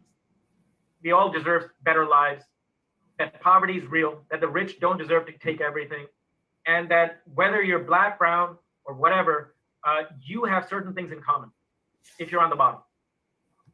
That's what your show feeds on. That's what. Okay, did he get back in? Was he able to get back in? Okay. Mm-hmm. All right, so now I'll play it. That's not Chibber. That's VJ Prashad, isn't it? Like, sorry, I'm on my phone here, so it's pretty. Yeah, they're not VJ. It's someone else. Oh, it's not VJ. Okay. No, this not VJ. No, this is Vivek. Oh, okay, is that Chibber? Okay, my bad. There's been a great that was racist of me. Reawakening of certain aspirations.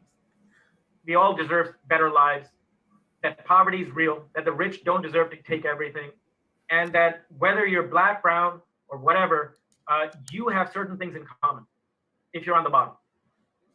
That's what your show feeds on. That's what Rising feeds on. That's what the Young Turks and all these people feed. And that's what this movement right now, this mobilization, is pushing even further forward. But politically and organizationally, there's been almost no advance whatsoever. And the loss, Bernie Sanders' loss, sadly, is a big setback. Yeah, it would have been a very big step forward. He could have won. He would have been massively constrained, of course. The thing about Sanders is he doesn't lie. He would have told you what the lay of the land is, and he would have said we're going to have to fight. What's happened is organizationally we're very weak. The cultural advance right now can go one of two ways. It will either continue over the next 5, 6, 7 years and gain traction, or it will be taken over by the Democratic Party and the foundations the way it always was. If it continues to move forward, then I think out of this culture, something could emerge organizationally. I don't think it'll come from the existing alphabet soup of the left. I don't think it's going to come out of that. It's too mired in its old ways and its culture and its institutional settings and in its separation from the poor. But it might come out of the poor. And when it does, it will wash away the identitarianism, because any left that's based in the poor in America is going to be black and brown. It's not going to be overwhelmingly white. And they're going to look at these black and brown elites and they're going to say, we really have no need for you. We're not there yet, though. Right. And this is why I wanted to point out that the shit that we got done as black people, black and brown people, you know, actually fighting for rights, because the rights that we have right now, you know, we didn't get that from somebody in a suit. We didn't get that from any politician. We was on the ground. We fought and we died, and our people died for these things, you know. And this is the strategy that we are trying to remind you guys, because look at the numbers. Black people ourselves, we are what, 13% of this country, 16% of this whole country votes, right? But the majority of the country just sucks up the, like, y'all, it's a whole grift. Because even if we had all black people that can vote and they went out and voted, we still won't get anything. We still won't have our way. We won't push the numbers anywhere. It's a big ass grift, and they're just making money off of you. None of this will ever work. And no matter how many black people in office, no matter how many black people, I'm just telling y'all, watch out, because this voting shit is a scam. All the rights that you have right now were won on the streets, even child labor laws. They won't even let you have that. You got to fight. There is no easy way out. Stop trying to find easy way out of a fight. That's why I call these people cowards, because they know what's going on. Bro, I'm pretty sure. Like, have you listened to Malcolm X's speech, "The Ballot or the Bullet"? Oh yeah. I have. Yeah. Okay. And what did Malcolm X say about people, you know, who continuously push black people to vote for the Democratic Party when they are just as evil and just as racist as the Republican Party at that time, right? When you continuously fall for this okie doke, but then you enjoin other black people into falling for the very same scam, what do you say? You're a chump and a traitor to your race. So you're right. This voting shit is a scam. And anybody who tries to tell you, I mean, voting has its utilities. Yeah. But the idea of the path to liberation lying through negotiating with your oppressor through voting, I'm sorry, absolutely not. And I have a lot of arguments with this. Like, a really good friend of mine is Chariton, who's like this radical socialist reverend in the Toronto area. And like, she thinks that I just don't believe in electoral politics whatsoever. And it's like, no, I think voting has its uses. It can be important. It's always up to you, and it's always your responsibility to know what issues are on the ballot box and what the platform of politicians are. You should always inform yourself. Yeah. But you don't have to vote. It's not always going to solve the issue. If you're negotiating down your human rights through the ballot box, then you've got a problem. You're always going to be fighting. Yeah, exactly. You're going to be fighting a rearguard campaign to keep your rights for the rest of your life. Bro, how is it that the US got rid of slavery codes in this past midterm election? Barack Obama he said that he was going to codify Roe v. Wade into a woman's abortion rights law. It was going to be the first priority he has in office. And once he actually got into office, he said, yeah, it's not the biggest priority on my mind right now. So they've been dangling these issues in front of voters' faces for decades, if not well over. Are you telling me we're not saving? They didn't save democracy? You telling me they didn't save democracy, Q? Bro. They stopped the red wave, and I heard democracy was preserved.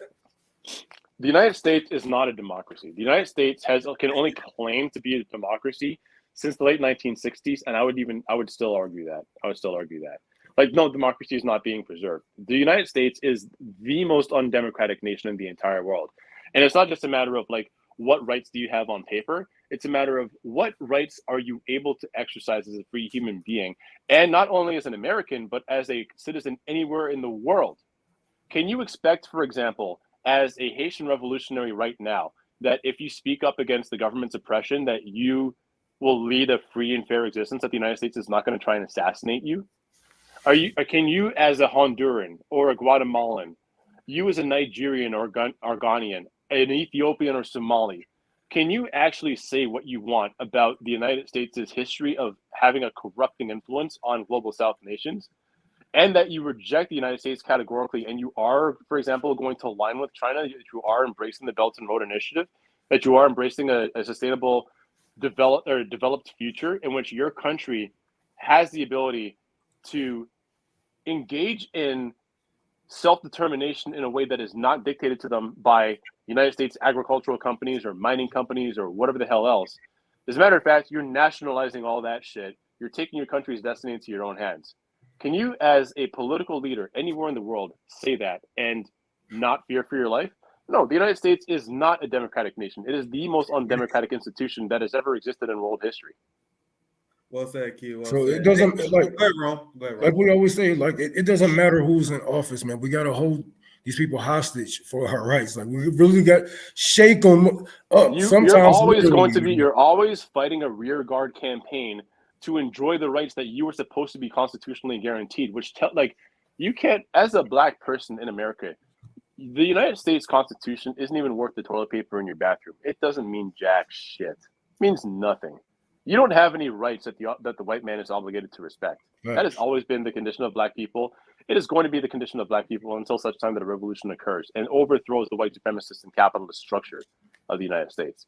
And until then, do not let any of these white people feel like they have any right to boss you around or tell you like who it is that you're allowed to promote, what opinions you're allowed to have.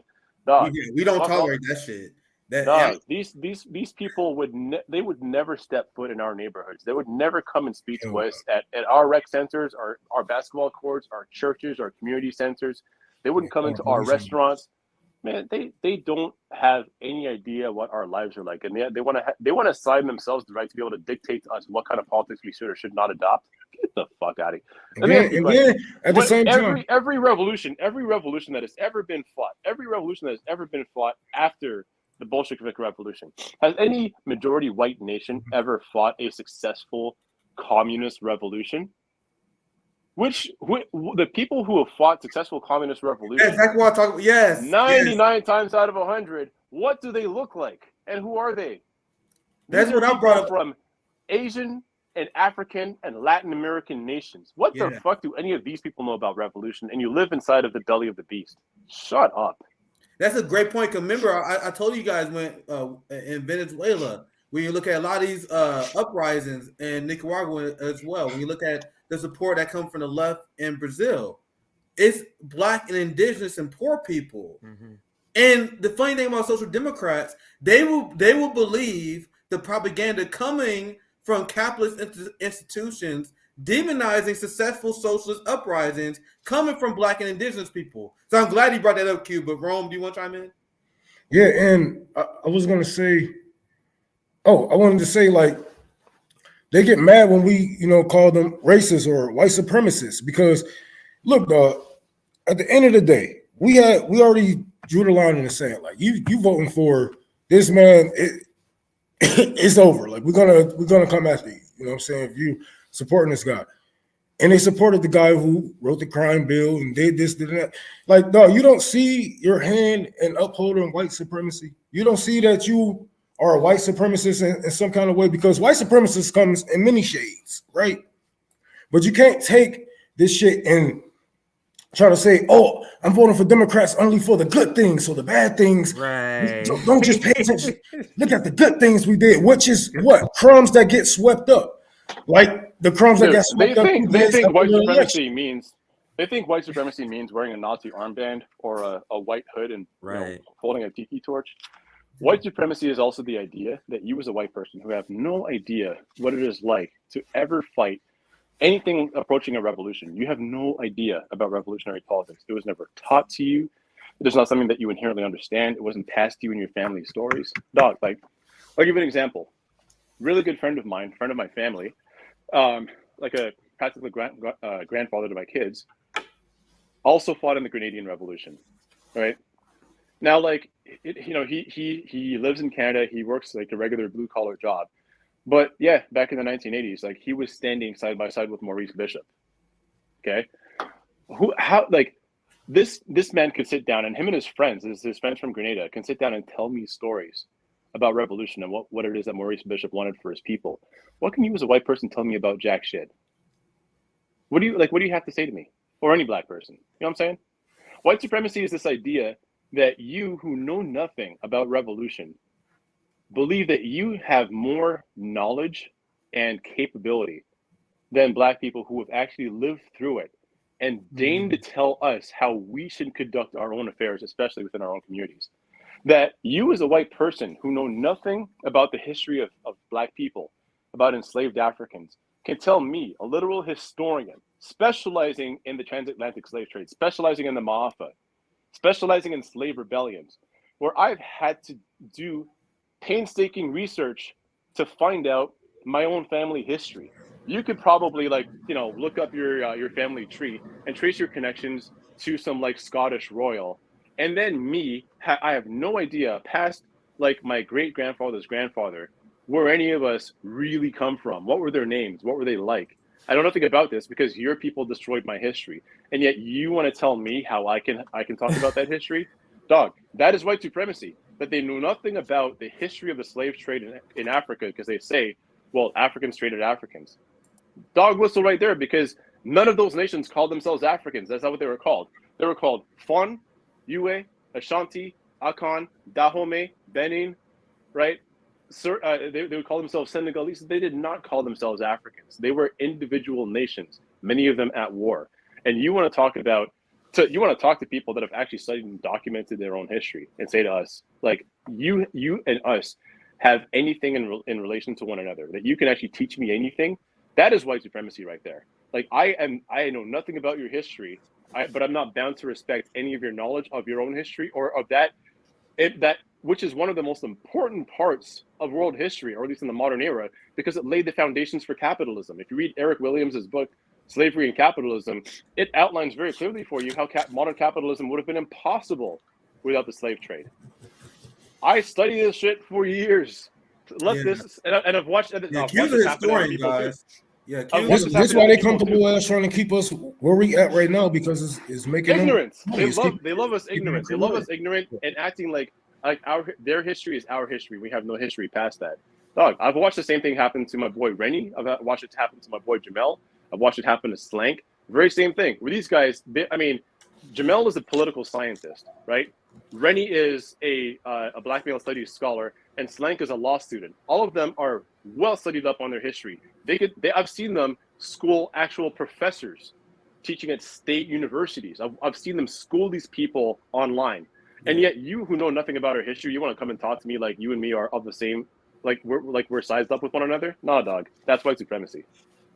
Let me chime in here, because the point you made earlier, which and I wanted to make this point. Why, and to Rome, the point you made, why is voting for Donald Trump, who tried to implement the Muslim ban, that's a racist vote, but voting for Joe Biden, who implemented the actual 1994 crime bill, that's not a racist vote. You see how there's different criteria for black people. We're expected to continue to support our oppressor. We're expected. It's an expectation that you have this sort of Stockholm syndrome. It's an expectation, and when you don't do that, then it's like, oh, you ain't black, as Joe Biden said. Go ahead, bro. But don't forget that they also try to leave out a lot of these harsh policies that came out of their party also, because Obama had a Muslim ban while he was in office also. But they just gloss over all of those facts to fit their narrative every time. And they try to say, hey, these people are racist. You shouldn't. No, all of you motherfuckers are racist. The majority of white Americans are racist, prejudice. That's a fucking fact. If it wasn't, then the civil rights will be popular. Defund the police will be more popular than it is. We have some shit going into these fucking hoods. White people will be actually helping the proletarians. But You're not about to trick me because you stuck in your echo chambers. We all have our echo chambers. Everybody's a communist. Everybody's an atheist in your fucking. But this is the real world, and the real world says America is a racist, very racist country, and they would never do anything for the black or the poorest unless we imagine them hostage. Unless we hold this imagine believing you put can this sit shit down. at a standstill. The workers got to stop. The poor got to stop. The homeless got to stop because they workers too. Everybody got to stop working for their damn old person. This is my damn son. Man, these people actually think that the way that you achieve freedom is by negotiating with your oppressors. Like which revolution in the history of humanity has ever successfully been carried out by negotiating with people for your basic human rights, right? The only, like, people talk about like the Spartacus rebellion in Rome and call that a, you know, like a quote unquote successful slave revolution. I guess it all depends on your definition of successful, but it is wild to me that people will still say that Great Britain ended the slave trade, that Great Britain is responsible for ending slavery in the colonies. No. The first country in history to end slavery successfully, like to have a slave revolt in which the slaves then assumed the status of the ruling class, it was the Haitian Rebellion. Okay, was the Haitian Rebellion carried out by negotiating with the French? Well, they tried that for years, right? Toussaint Louverture lost his life trying to do that. And what happened? Well, the French betrayed him and they killed his ass. So what had to happen after that? Well, Jean-Jacques Dessalines says, coup tête boule caille. That's what we're up to. That's what type of time we're on right now. Coup tête boule caille. If you don't like it, get the fuck out of this country. It never actually works. The reason that they want people to be this like docile is because they know that they themselves don't pose any threat to the ruling class. They have no threat to the ruling class whatsoever. The only thing that they can threaten the ruling class with is dealing with people like us. And you see Bosch, he's famous for doing this, and a lot of social dems, they smear the Haitian. Oh, he tried to do that kind of shit with me. He tried to do that shit with me and Marcus Garvey. And yeah, but here's the thing: it's not just him doing that. I've seen black people like Charles Blow call the Haitian massacre of 5,000 French Haitians a genocide. No, it was not, because why did they kill those French people in Haiti? Because they'll say, oh, they killed white people. No, they killed French people specifically because there was a lot of Polish and Ukrainians there at the time. And as a matter of fact, the Polish were not only unharmed, they were called honorary blacks. Why is that? Because the French, who had lost their plantations and wanted to, because they had lost essentially the most valuable piece of property that they had in the New World. And as a matter of fact, the Haitian Revolution is directly responsible for the Louisiana Purchase. The reason that France ended up pulling out of the New World, the Western colonies, was because of the loss of Haiti. They sold the Louisiana Territory to cut their losses. So when people say that it was a genocide, no, it's because the French people in Haiti were trying to negotiate with France directly, re-enslaving the island, that they would send a flotilla to Haiti.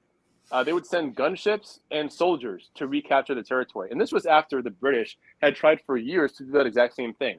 They had already watched the former plantation-owning class, who were all French, try to negotiate with the British crown. They actually had, Henry of Dundas sent a massive flotilla of ships to what was then called Saint-Domingue to recapture it and bring it into slavery, but also bring Haiti into its own territories. This was at the very same time that the prime minister, one of the prime minister's best friends, was trying to negotiate abolition to end the slave, not slavery in the colonies, but to end the slave trade. At the very same time, Henry Earl of Dundas was sending a massive flotilla of ships to re-enslave Haiti, and they fucking failed. I mean, not just because they lost for a multitude of reasons. They were unfamiliar with the territory. They were outgunned by Maroons. They were not used to guerrilla warfare back then. And on top of that, a massive wave of malaria malaria and yellow fever had just decimated their population. It was actually such a massive defeat that they almost lost their naval power. But the French were collaborating with the British to re-enslave Black Haitians, and then they tried to do it again with the French. To which Jean-Jacques Dessalines says, "All right, we're done. That's it. We're not dealing with you anymore. Fuck out of here. Coup tête boule caille." Right? So Vosh's fans will point to that and say, "Oh, but this was a genocide, and it was bad." And you notice that like any time it's a revolution by Black people, by people of color, anytime that it's a theorist or a philosopher, he tries to do that same shit with me and Marcus Garvey, right? We had a private conversation in which I said, listen, man, like, I'm not really that interested in having this debate with you, like, publicly. To me, it's just like content mining. But here's my views on Marcus Garvey. And if you don't like it, you don't like it. That's fine. Here's where it's from. And he actually said, you know what? I respect that. But he's been doing this exact same shtick over and over and over, where he'll find fault with some sort of a Black revolutionary and say, well, if you like this person, then you're racist. And really what it is rehashing an ages-old debate. This has been happening since the Civil Rights era itself, where they would even call Martin Luther King anti-white. But they were calling like Malcolm X anti-white. They were calling the Honorable Elijah Muhammad anti-white. They called Louis Farrakhan anti-white. And really what it boils down to is trying to prescribe the limits of our dialogue and discourse with each other to say that you talking about these things is off limits. It's racist. And again, which in the West, when have Black people ever institutionally oppressed white people? When has that ever happened? When have we had the power to do such a thing? Right? You can't equate the two. We've never held institutional power in the West. And whenever we do manage to grasp part of it, when we manage to grasp institutional power in Haiti, the United States has sent troops into Haiti, like genocide and death squads, 4 different times. They've been doing it since the Roosevelt administration. Right? Like how many times do you have to watch your own people, white people, who will then like parade a Black general like Colin Powell or parade Black supporters in front of their voters' faces to say, no, this is a good thing. Oh, why Massa's doing a great thing. He's instilling democracy in Haiti. He's trying to create democracy in Venezuela. Man, get the fuck.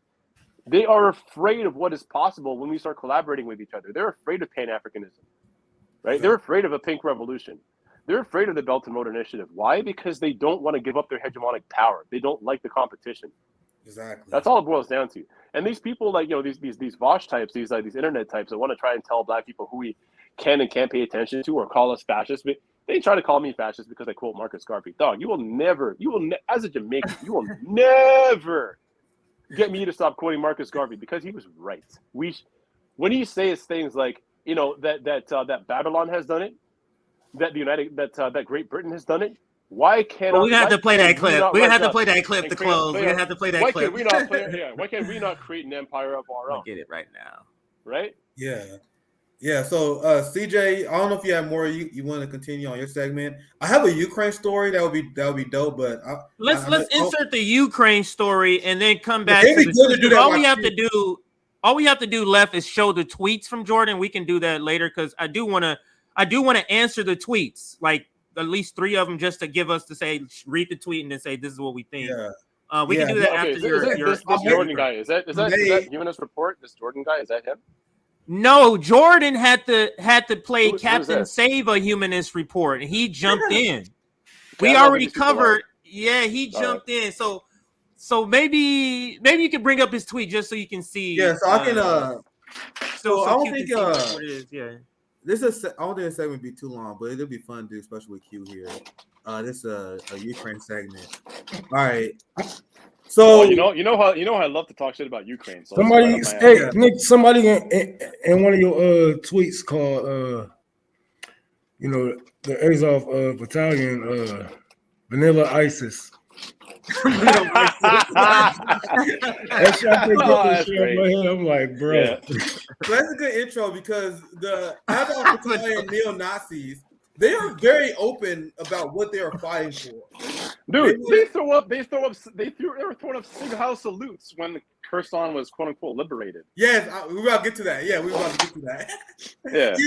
They have videos and we played them before. I don't know if you know who Chrystia Freeland is, but Chrystia Freeland, who's the Deputy Prime Minister of Canada, has been one of the most ardent supporters of these like far-right fascist militias because her grandfather was a Nazi collaborator, and she's worked her entire her journalistic come up, like the way that she managed to become a world recognized journalist is by working with these Ukrainian nationalist papers. So like when she was going to Ukraine in the 1980s and preaching like freedom and revolution and like, you know, throwing off the yoke of Russia, she was basically like the prototypical anti-communist, and she was working with these far right fascists. And it is so wild to me how like after the 2016, 17, 18 years, when we were just like on guard for fascism and everything is like creeping fascism, everything is like a blank to fasc pipeline. We have like a literal fascist ideologue as a deputy prime minister of Canada, a member. Q got caught off, but it's actually great that you hold that because Q come with the knowledge because you know all about the fascist movement in Ukraine that has been purposely whitewashed. There he goes. Yeah. There he goes. No, Yeah, I'm saying like we had a member of the fucking Bilderberg group, who told an African reporter, well, you know, if you don't want to, you know, suffer from famine over the next 5 to 20 years, you should fight a revolution of your own. Wait, what, nigga? What? Yeah. This white woman looked at a black reporter and told him that black people in Africa need to go fight their own revolutions. Dog, they fucking did. It did, and it was your people. It was people like you, Chrystia Freeland, who living in a country that never fought a war of revolution. Canada came into existence because of a territorial land purchase and then stole land from Indigenous people. Canada never fought any kind of war of revolution. And yet she's going to look at that man and say, well, you should just fight a war of revolution. I mean, you should stand behind your principles. Lady, fuck you, you fascist. And they want us to listen to these people like they actually have anything to teach us. Like they have any of our interests in mind. They want us to beg for assistance and beg for an end to oppression from these literal fascists. Dog, like, I'm sorry. I will continue to read my Marcus Garvey. I will continue to look. Every morning when I wake up, the first thing I do is go find myself a speech by Malcolm X, by Kwame Ture, or by Louis Farrakhan, and I listen to it, and it grounds me for the day. Grounds me for the day, bro. Okay, these are the people. These are my North Stars. These are the people that I look to build my own political theory. It's never going to come from any. That's why people. I don't understand why you guys think I'm on your side in NATO left. You guys idolize Bernie Sanders. We idolize Malcolm X. We build different. Like, why you guys think we're not on the same side? Like, you guys are apologizing for Ukrainian Nazis, and you guys always take the side of the West, and you guys think we are on the same side? No, we declare war against these people, CJ, but go ahead. And let me just chime in 30 seconds. That was the whole point of this right here. The whole point. Yeah, we're with MLK and Marx, and their people they looked up to as Obama and AOC. That was the whole. Yeah, Marianne Williamson. Marianne Williamson is their shining star at this moment. David Sirota, that's the people they look up to. We're not built the same, man. And we're here for the very first time. That's why we started RBN, to shine a light on these voices that you guys purposely lied about, and you've been trying to hide these people to your audience. So I'm gonna continue, and you guys chime in whatever you want. One of the key strategies that the NATO left is complicit with is whitewashing the Nazis in Ukraine, because it's a very important task for them to do that. Because in order to justify sending money to Ukraine, is obviously very basic. You can't. Here's the thing.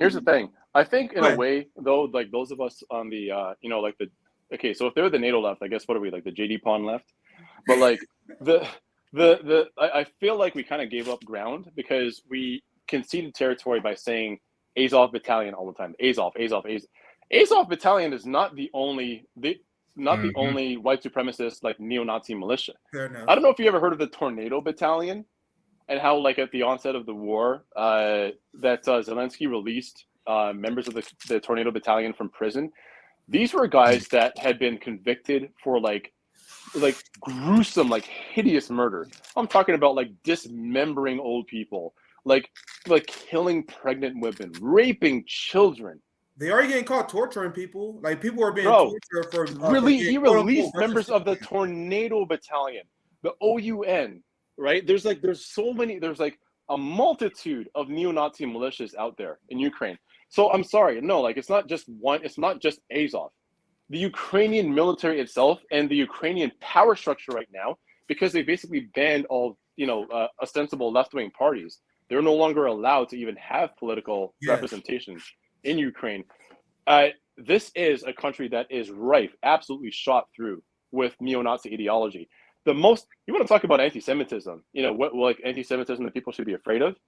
Do you know that in Kiev, Ukraine, the university that David Duke got his his quote unquote doctorate from. It's still a question as to whether it counts as a doctorate or not.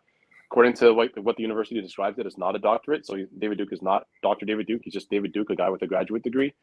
But that university was named the most anti-Semitic institution in all of Europe, and it's in the capital. It's in the capital of Ukraine. And you want to tell me that I should support these people? Get out of here. All right, Q. I got some receipts. I know you can go off on this all day. That's why I'm glad you joined me for this segment. I'm sorry. Yeah. That's you good. I'm just going to get some receipts and you can go off. Yeah. All right, let me. I'm glad ahead. you set that up. I'm gonna go right to the receipts because that's a great preface. So a lot of people have been lying about Nazis in Ukraine, right? And you guys know the people. Oh my God, that's a Putin talking point. It's a pro-Putin talking point. And every time, like the media, the Western media or any independent media, capture footage, photos, they're always literally swastikas everywhere, Nazi symbols, just because of what Q said, and not just the Azov. There's the Ukraine is like the motherland of Nazi ideology, and it's been well known. Everyone knows, like, shit, Ukraine, in Eastern Europe, there's an area over there. You gotta be cautious over there. The Peace Corps had to send out a warning just in case people forgot. Like, if you're black, you better be careful. They may call you monkey. They may call you nigger. They may pull you over because they suspect you being suspicious because they're not used to seeing black people, right? And all straight up assaulted. This is Wyatt Reed, friend of the show. And I have a few of these on my show. There was a man that's literally a neo-Nazi that was going around to help manufacture consent to sending aid to Ukraine. That way it is. He's going around to spread awareness to students about this conflict. But this guy that they have, once again, it's shocking that they say, oh my God, you guys are overblowing the Nazi presence. But every time Zelensky's bodyguard was a Nazi, they send this guy over who was a well-known neo-Nazi, all swastika tattoo. And there were protests that was calling him out. And actually, I want to show you guys this video. And now I'll get to this one. Because there's a video, and I know you mentioned this as well, Q. In Kherson, they literally have people doing Nazi salutes. So after it was exposed that there was a ton of Nazis celebrating in Kherson, you had media, even CNN, that was banned by the Zelensky regime. The beacon of democracy. But they even banned CNN because they accidentally exposed the Nazi in Ukraine. My bad. I went almost a little bit out of order, but I want to show you guys this. There was a protest. Big shout out to Kayla. I found this video on Twitter where she was calling out this Nazi that it was giving a PR tour in the United States. Once again, this guy was given a speaking arrangement, and he was just talking about the conflict like he's not a fucking fascist, because it's been part of the whitewashing process that I'm glad that Q is here to help us expose. We've been doing this for months now.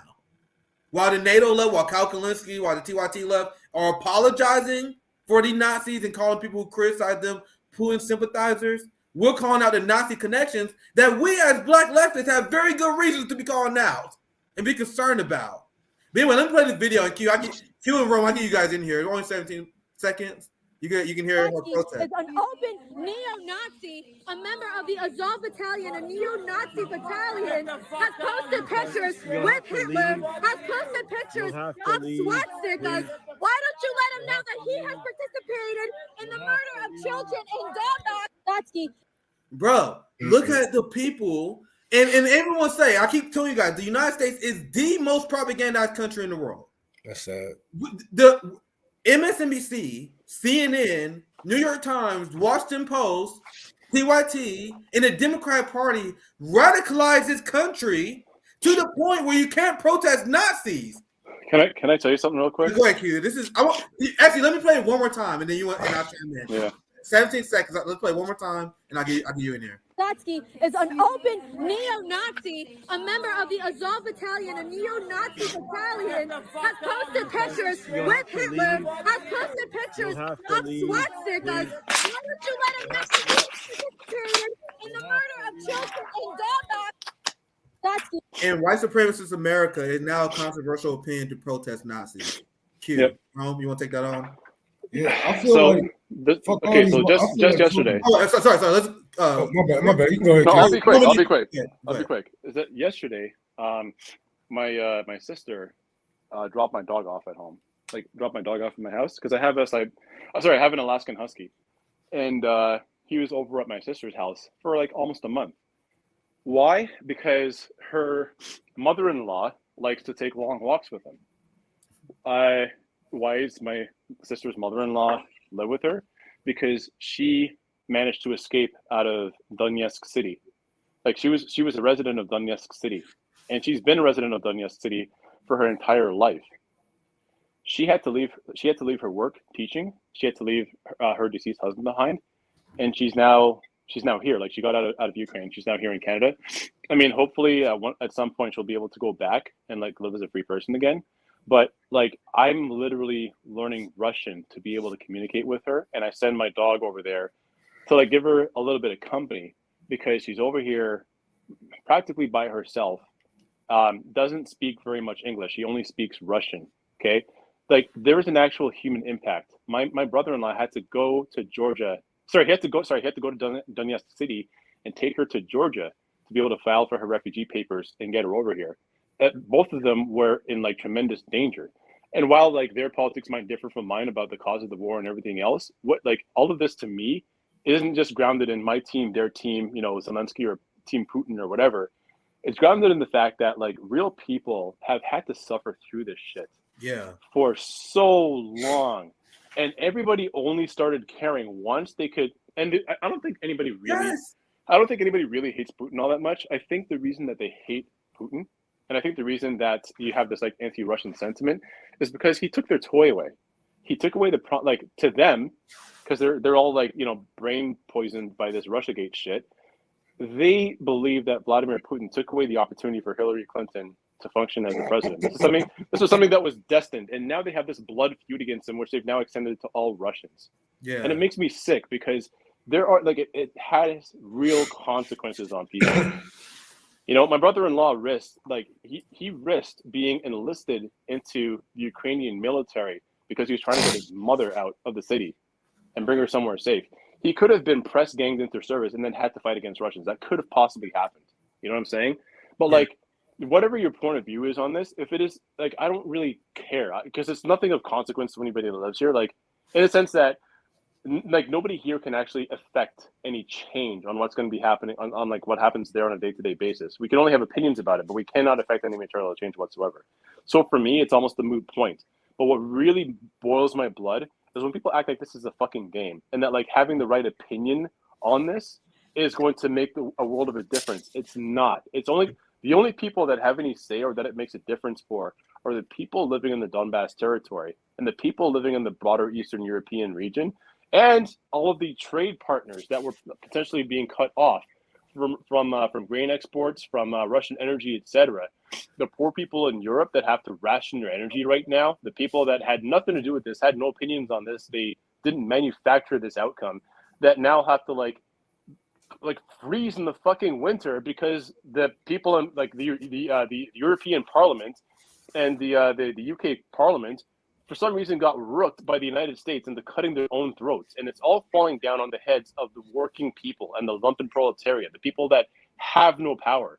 They never had anything to do with any of this shit. So as far as these like, you know, these NATO leftists go, I mean, say whatever the fuck you want. Come out with your correct takes. I don't give a shit because none of this is going to make any difference to you in the long run. It's just something that you watch on television. It's not something that you actually connect to in any meaningful way. You know what I mean? Yeah, I want to get Ron, but Ron, I know you want to chime in. It's just a little dopamine, and they act like, you know, they don't see this white supremacy right in front of their face. They act like they don't see these people celebrating white supremacy in Ukrainian militaries, because you know they do the same with the American military, and they love white supremacy, no matter how much they say, you know, they hate racism and whatnot. They don't want to. You can tell. You can tell how far. Let me say, you can tell how far they take it. You know what I'm saying? You can tell what they are by how far they take it with any capitalism. Like you got progressive Democrats and social Democrats and people that really don't want to. They just want to fix capitalism and whatnot. But they love white supremacy. But you can't have me. You can't expect for me as a black man to cheer for the Ukrainian government. They get mad at us. They get mad at us because we critical of NATO. When America is bombing Africa right now, like, no, I'm not cheering for none of this shit. All you people should go. And stop acting like this. This wasn't a reaction to from the West actions. Like we haven't been trying to go to war with China. Like we haven't been propagandized to hate Russia since we were children. You see the signs. You know what's going on. They want war. They want Russia down so they can get closer to China. Hugh making a coffin to bury the NATO left. The NATO left, the core premise of their argument is that us, nigga like me was doing propagandize for China. Yes, their core tenet is that we're overblowing the Nazi presence in Ukraine. That's the only leg they have to stand on. Kyle Kalinske said, all these people that bring on Nazi in Ukraine, they're just repeating Putin propaganda. That is their only foot to fall back on. And like I did before, I'm showing you guys, I got receipts for days on this. Q got receipts for days. They are doing Nazi apologia. They are apologizing for brutal Nazis.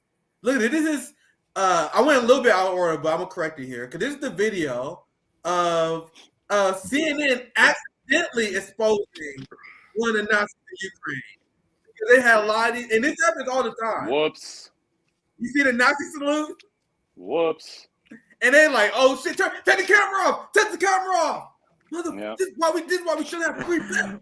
So now, but I think it's at the point now where they just don't care anymore. It's like, that's just like Ukrainian culture, whatever the fuck. Yeah.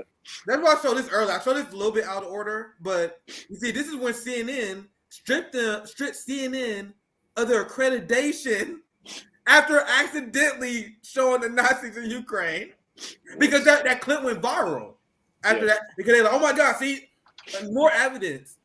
And they stripped the Zelensky fascist regime that do not believe in free press, that is not democracy, banned CNN for that. No on-the-ground coverage, because you get pictures like this. You see more stuff like this. You see, let me, bro. Go ahead. How much money has the United States sent to Ukraine? Sure. Bro, the Ukrainian neo-Nazis have seen more American dollars in their hands. More Ukrainian Nazis have seen American subsidy than black people who were descended from slaves. Reparations has never happened, but for some reason neo-Nazis get their fair share. How the fuck does that work? Right. Yeah, so that and we know we're not overblowing this. That is the message that comes from the NATO left. When that's the only argument they keep bringing up. Oh my! If you bring up Nazis in Ukraine, you're repeating the Putin narrative. This is Josh Mutual on Twitter. And this is another example. This is someone else in Kherson. So not like they just pick out one Nazi in the group. Here's the funny thing. Ask just about any countries in like North and Eastern Africa. Ask their people what they think of Vladimir Putin. Okay, because I'll tell you, Putin has actually done more for African aid and development than like any country in the West. Every time African aid and development is undertaken by any country in the West, it comes with structural adjustment conditions attached. Meaning that if you're a country like Zambia and you need an IMF loan, which they actually had to end up applying for because their president got elected on an anti-China platform, which meant that he was going to refinance his loans with China through the IMF rather than refinancing with China. What happens from the IMF? Like, what did the IMF recommend? Well, they have to further privatize their industries. They have to implement more austerity in order to even qualify for the loan. What were the conditions that China and Russia were offering for aid and loan financing to Zambia? Nothing. Yeah, you know what? Let's just renegotiate this loan, just like you would renegotiate a mortgage. Pay us back this amount. We're going to fold your interest into some of the principal and get back to us in a couple of years if you have any problems, right? That's what Russia and China do for developing countries. What does the United States and the West do? Binds them into structural adjustment programs. So it's really funny how people say like, oh, you're a Putin propagandist. Bro. I will be a Putin propagandist all fucking day if these are the results that I'm serious. If Chairman Xi and Vladimir Putin can continuously get the kind of results where like Nigeria has a high-speed train going from Abuja to, oh my gosh, I forget the name of this. They They have 2 high-speed trains that they've just built. One of them coming out of Abuja and going across a strip of road or across the territory that when people drive on the road, they would get hijacked by like highwaymen and like robbed or possibly even murdered. All right. Like they actually were able to save lives by offering the financing for this high-speed track. That's what China does. What they've been doing in Ethiopia is helping them develop their own infrastructural economy, not just having infrastructure, but giving aid to other African countries that are developing their infrastructure, because East Africa, particularly Ethiopia, have all the necessary materials to build cement. They can become a cement exporting economy. And they've also they're building dams, they're building railroads. There's many East African countries that are right now trying to tap into their gold reserves. Uganda, I can't even imagine this.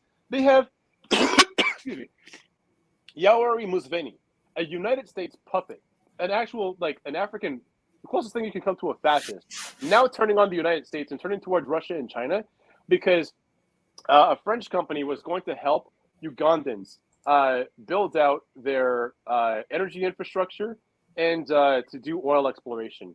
And the EU was like, oh, you can't do oil exploration. Don't you know that we have a planet to save? And put the kibosh on a French oil exploration, a joint oil exploration campaign with the Ugandan government. So Uganda was like, all right, we'll just do it with China then. Imagine that. They turned a U.S. puppet into a Chinese ally.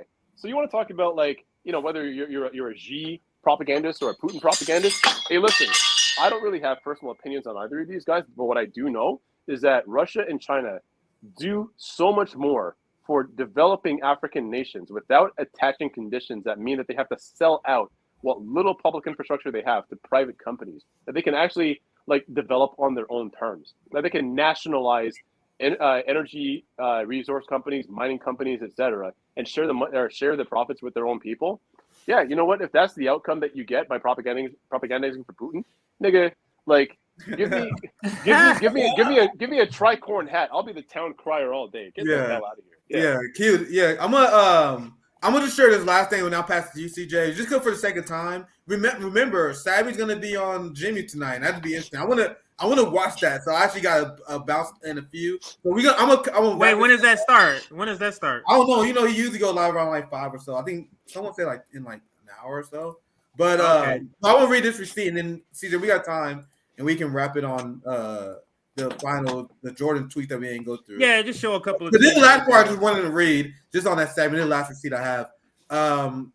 Josh said there's way too many Ukrainian soldiers being photographed with Nazi insignias everywhere. To me to believe that there are only a few hundred Nazis, and that is what the NATO left say all the time. You guys. Oh, there's only Remember how they used to always say? They used to always say, "Oh, if you're around one Nazi, it's too many." Yeah, if you're sitting down at a table and then 9 Nazis sit at the table, you now have 10 Nazis. Yeah. And so they went from that to, well, it's only a few Nazis. It's only like a couple. Okay, it's a couple hundred. Okay, it's only 5% of the total active military. Like, dog, shut the fuck up. This is a Nazi country. It's a Nazi military. You're not going to get it otherwise. You only know the only countries that voted to the moment that it goes against their interest, they always want to start copping pleas. Like, oh well, listen, I know we said all that, but in the interest of the greater good, you moon crickets should just listen to us and let us support Nazis. And as a matter of fact, reach deep into your pockets and you support some Nazis too, because we all have to pitch in. You know, it's a group effort. Yeah. Last on that. Remember, the United States and Ukraine are the only countries that voted against condemning Nazism. There are 4 countries that voted against lifting the Cuban embargo. Oh, by the way, Canada was another one. By the way, we didn't abstain. We voted against. Why did we vote against? Because I didn't know because that. our fascist, our Ukrainian nationalist deputy prime minister, our fascist deputy prime minister, strong-armed the Ministry of Foreign Affairs into voting against it. All right, I guess I got to adjust that. I didn't know Canada. Wow. Okay. So also, the only countries that voted against lifting the Cuban embargo, the United States, Israel, and guess who abstained? Bolsonaro's Brazil and Zelensky's Ukraine. Mm-hmm. We know who our enemies are, NATO left. We're not going to let you convince us otherwise. And if you are collaborating, if you're apologizing for a Nazi, what does that make you? Bro, they were the same people that were condemning Nelson Mandela for having meetings with Moscow, having meetings with Fidel Castro, etc. They're because they love They love black people once they're old and seen as either powerless or seen as saints. Right? So when everyone's jumping on the bandwagon, keep in mind the very same type of people, like 40 years earlier, were calling Nelson Mandela a terrorist and called the ANC a terrorist organization, called Winnie Mandela a terrorist, which, man, get the fuck out of here. And by the way, Winnie Mandela kept it realer than anybody on that continent at that time. But, may she rest in peace. But yeah, they were condemning Nelson Mandela for taking meetings with communists. They were saying the same thing to Thomas Sankara. French reporters were asking Thomas Sankara after Burkina Faso had achieved independence and self-determination, French people came to his country and asked him, well, why are you having meetings in Moscow? Who the fuck are you to ask? Excuse me? Yeah. CJ, I'll pass it to you for our last segment. You guys still getting dark. The sun is starting to shift in another area. That's how I know it's going long. But anyway, no worries. Yeah, I got show. I'm glad that Q crashed. I know hopefully you can stay. Hopefully you can stay. Yeah, I can stay for the last segment. We're just gonna do. We're gonna show 3 tweets. I think that's all. For a minute. It might be 4. Yeah, it might be 4 tweets. Yeah. All right. But we'll show about. I got some work to do here. Yeah. Sorry. Go ahead. No worries. So he said he can stick around for a little bit. Oh, okay. Let's pull up the first one, and they're just kind of in order right here, and we'll just look at it and just examine it for, I guess you can say, fact check it, and we'll start in chronological order here. So to catch everybody up, Humanist Report called Sabby a dipshit for simply agreeing with Colin, and this is Colin. I am sure. So that still gets me so heated. The fact that he called her that, man. Like again, could you imagine all of us sitting in a room together and he said something like that? Like, do you think he'd be brave enough to say it? Hell no. So what happened is, of course, another member fighting for the professional managerial class, right? Jordan, he came through and said he had to play Captain Save a Humanist Report for no reason. He has no attachment to this. What's going on? But so let's read what he says in his first reply. Having integrity, not playing for clicks. It also means not ignoring the exploding white supremacy and violent conspiracies coming from the GOP because grifters pretend the gravest threat in America is AOC and liberals. So let me just say this. This is a white person telling black people you aren't calling out white supremacy enough. The guy who voted for Jim Crow Joe, too, by the way. For Jim Crow Joe. Telling us about white supremacy. Because he interviewed some black people and had them crying on camera a few times. That's what he thinks give him the clout to tell us what white supremacists are not. I'm not scared. Hey, Q, are you afraid of a Trump supporter? CJ, are you worried about Trump support? I'm worried about the police. I'm not. You got CJ on stream last week. A police knocked on my door. It was like, why are you looking nervous? Remember? I beg your pardon. Wait. I'm sorry. What happened? That happened last week in stream. Yes, go ahead. On stream, nigga. Police knocked on my door. 12 came to your house for what? I don't want to expose information, okay. but they fucking with us. I was doing some reading, telling it, so I'm saying I can tell you later. I'll tell you guys later. I don't want these motherfuckers using this shit against me. But so the people that impact our life are who?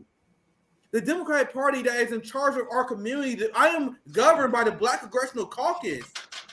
My congressperson Emmanuel Cleaver. My mayor is Quentin Lucas, who abandoned all his campaign promises about housing initiatives, and now he's leading the black genocide in here that is making housing unaffordable because he's siding with real estate developers and landlords and gentrifying the shit out of Kansas City. This is what Casey Tennis is fighting.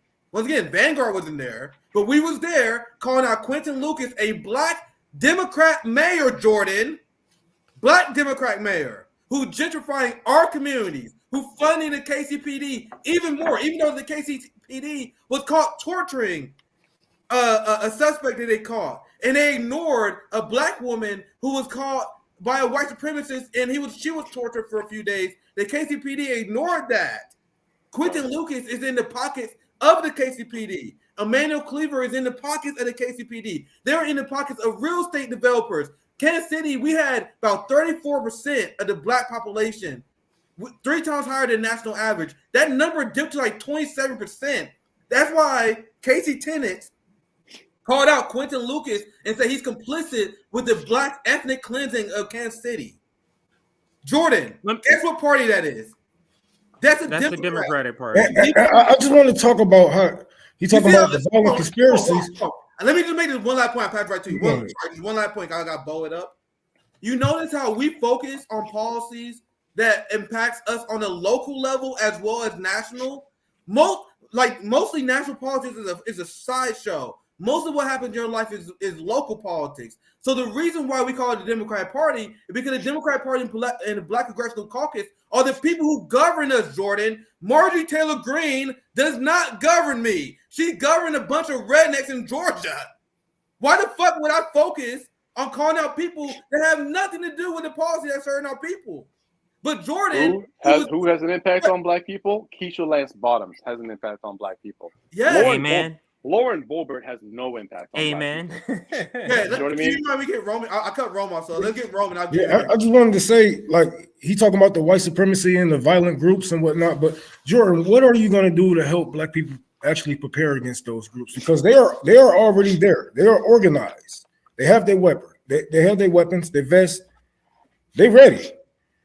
So what are you going to do besides tell us to vote? Because, okay, we vote, we get a Democratic office, but those groups are still there. So how are you going to actually protect black communities with your strategies, Jordan? It makes no sense. And go ahead, Q. Oh, no, I was just saying that, like, I was just adding to your point that, yeah, like a lot of this, as you say, a lot of this national politics stuff, it's just a horse race. It's a sideshow. Yeah. Right? All politics is local. And yeah, the reason why, black people don't fuck with people like Stacey Abrams, who like didn't even stop in Georgia during her book tour, but believes that she can govern the entire state. that she's gonna make her campaign contingent on whether or not black men are misogynist.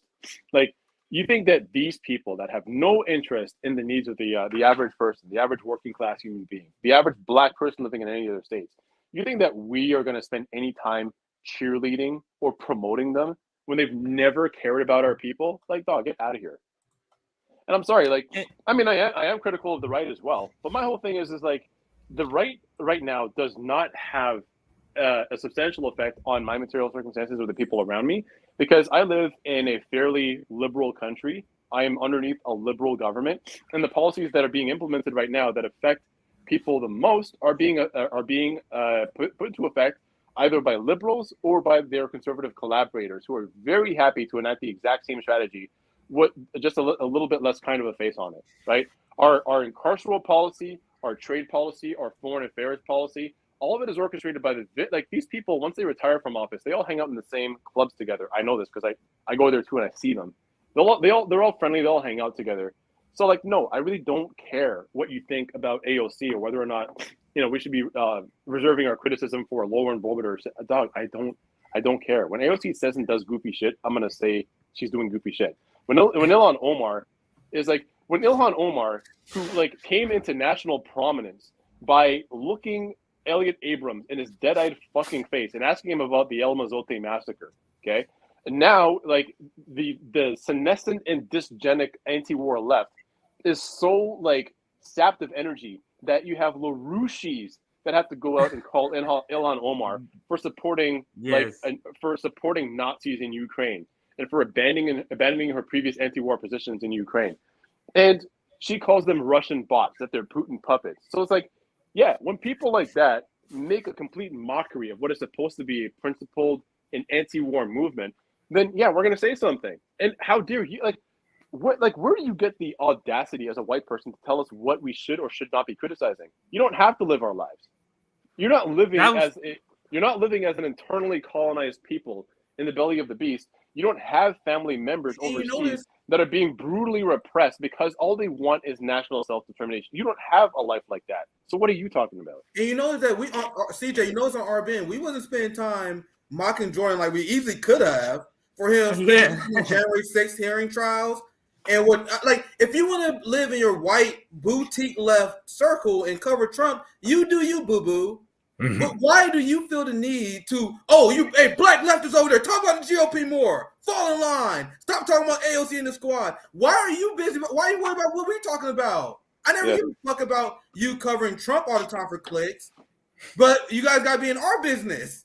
You guys see the problem? They are in our business. Right, because people are watching. Because people are watching our stuff, because he's saying not for clicks. Because people are watching our stuff of us exposing these supposed pseudo left, and that's not clickbait. That's people hungry for more truth. That's all that is. That's all that is. And then let me break this more down. Why? So I just can't. Wasn't it Rosa Luxemburg said that the most revolutionary act one can He's on the vanguard, is to proclaim the truth loudly? Like, say that again, Q. I want to hear that quote. Say that again. Didn't Rosa Luxemburg say that the most revolutionary act one can undertake is to proclaim the truth loudly? Like, I thought that's what socialist ideology was all about. Was like telling the truth. And he's a so-called journalist. So to answer this question, Jordan, violent conspiracy. So black people are supposed to be caring about the racist people in a political party and not the racist people that's in the police state. That's what he's trying to say. Like, nigga, fuck you worrying about the police, nigga. Go over here and talk about these white supremacists that are coming up in the GOP. Largely, that's part of a narrative to get people to come out and vote for the Democratic Party. Yeah. You see how all of this critiques lead us back to the Democratic Party? Go ahead. Anybody want to jump in? Here's the reason I'm so mad at that. Go ahead, Q. The reason I'm so mad at that is because here's the thing. The reason I'm so mad at that is that the revolutionary energy that was present in the year 2020. Now, what all people seem to be able to remember is like property damage and police stations burning down. But there was serious revolutionary energy in the year 2020 in the uprisings in the aftermath of the killings of George Floyd and Breonna Taylor. And these very same opportunistic fucks turned that revolutionary energy into a voting drive for Democrats. And look what that got us. And after they were proven wrong, it's been shown they were fucking, and they still have the nerve to not only to talk. Like, if you were that wrong, i.e. the Democrats do not care about working people's needs. They do not care about your views on anti-imperialism, on drone strikes, or any of that shit. They're going to keep doing what they're doing because it's all part of the same machinery. You acted like there was something wrong with us for pointing these things out, and you were wrong. And yet, not only are they still talking, like they haven't hidden their faces, they're still trying to lecture black people and how serious people do politics. Dog, you're not serious. You never have been. You don't know anything about revolutionary politics. And they get worse. You don't know our history. You don't even know your own history. Shut the fuck up. Yeah, Q, look at this. I don't know if you've seen the thread, but it literally get worse here. You can read it, Nick. Go ahead. Because I'm reading it. This is the first time I'm reading this one. I read every other one but this one. But as I'm reading it, I'm getting upset. Go ahead. Like, this is the worst one. This is so absurd. He said, people are complacent, not because politicians you're disappointed in. So according to Jordan, the reason why people are upset at AOC is the reason as thus. They are complacent because YouTube grifters, not because the politicians failed us, not because AOC and Bernie Sanders sold us out. They disappointed. It's only because of Jimmy Dore. It's because of RBN. Do you guys see how unserious this motherfucker is? And not because our material conditions. It's because we watch the YouTube channel and they convinced us that we live in squander. The working class. We living in luxury. We not living paycheck to paycheck, but somebody can convince me that I'm living poor even though I'm living good. That's what he's trying to say, Nick. Workers are so dumb. He thinks we are so dumb that we would be convinced by fucking YouTubers.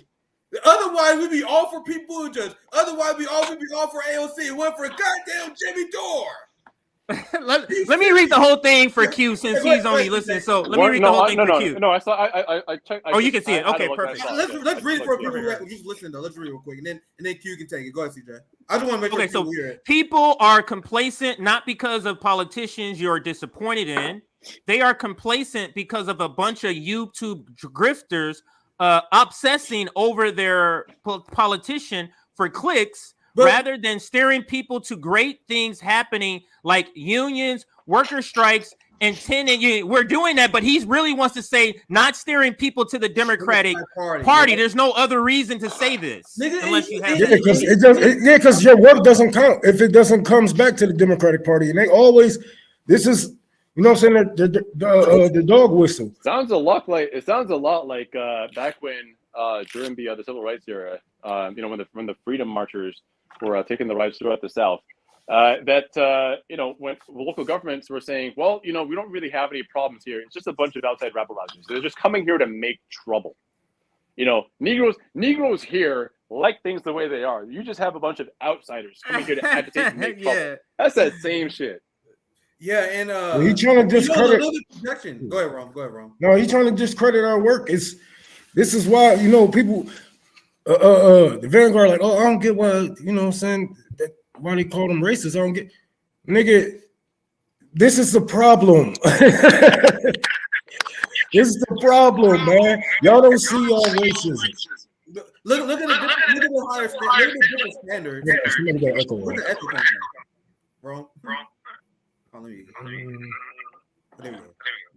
So anyway, look at the double standard. No, it's still that's because I muted wrong. That must. Let me go out. Maybe it's me. Do you hear me? Fine. Okay, I don't hear it no more. I don't hear it no more. So Okay. Look at the double standards. Jordan was just on the Vanguard. The Vanguard does nothing, and they self-admittedly do nothing but drama videos.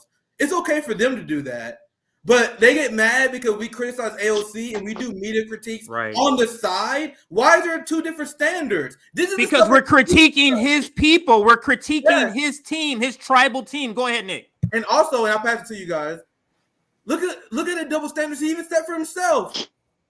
He said they're complacent because a bunch of YouTube grifters obsess over these politicians. Sir, who's the one who's doing the Trump streams all the fucking time? He's live right now doing a Trump stream.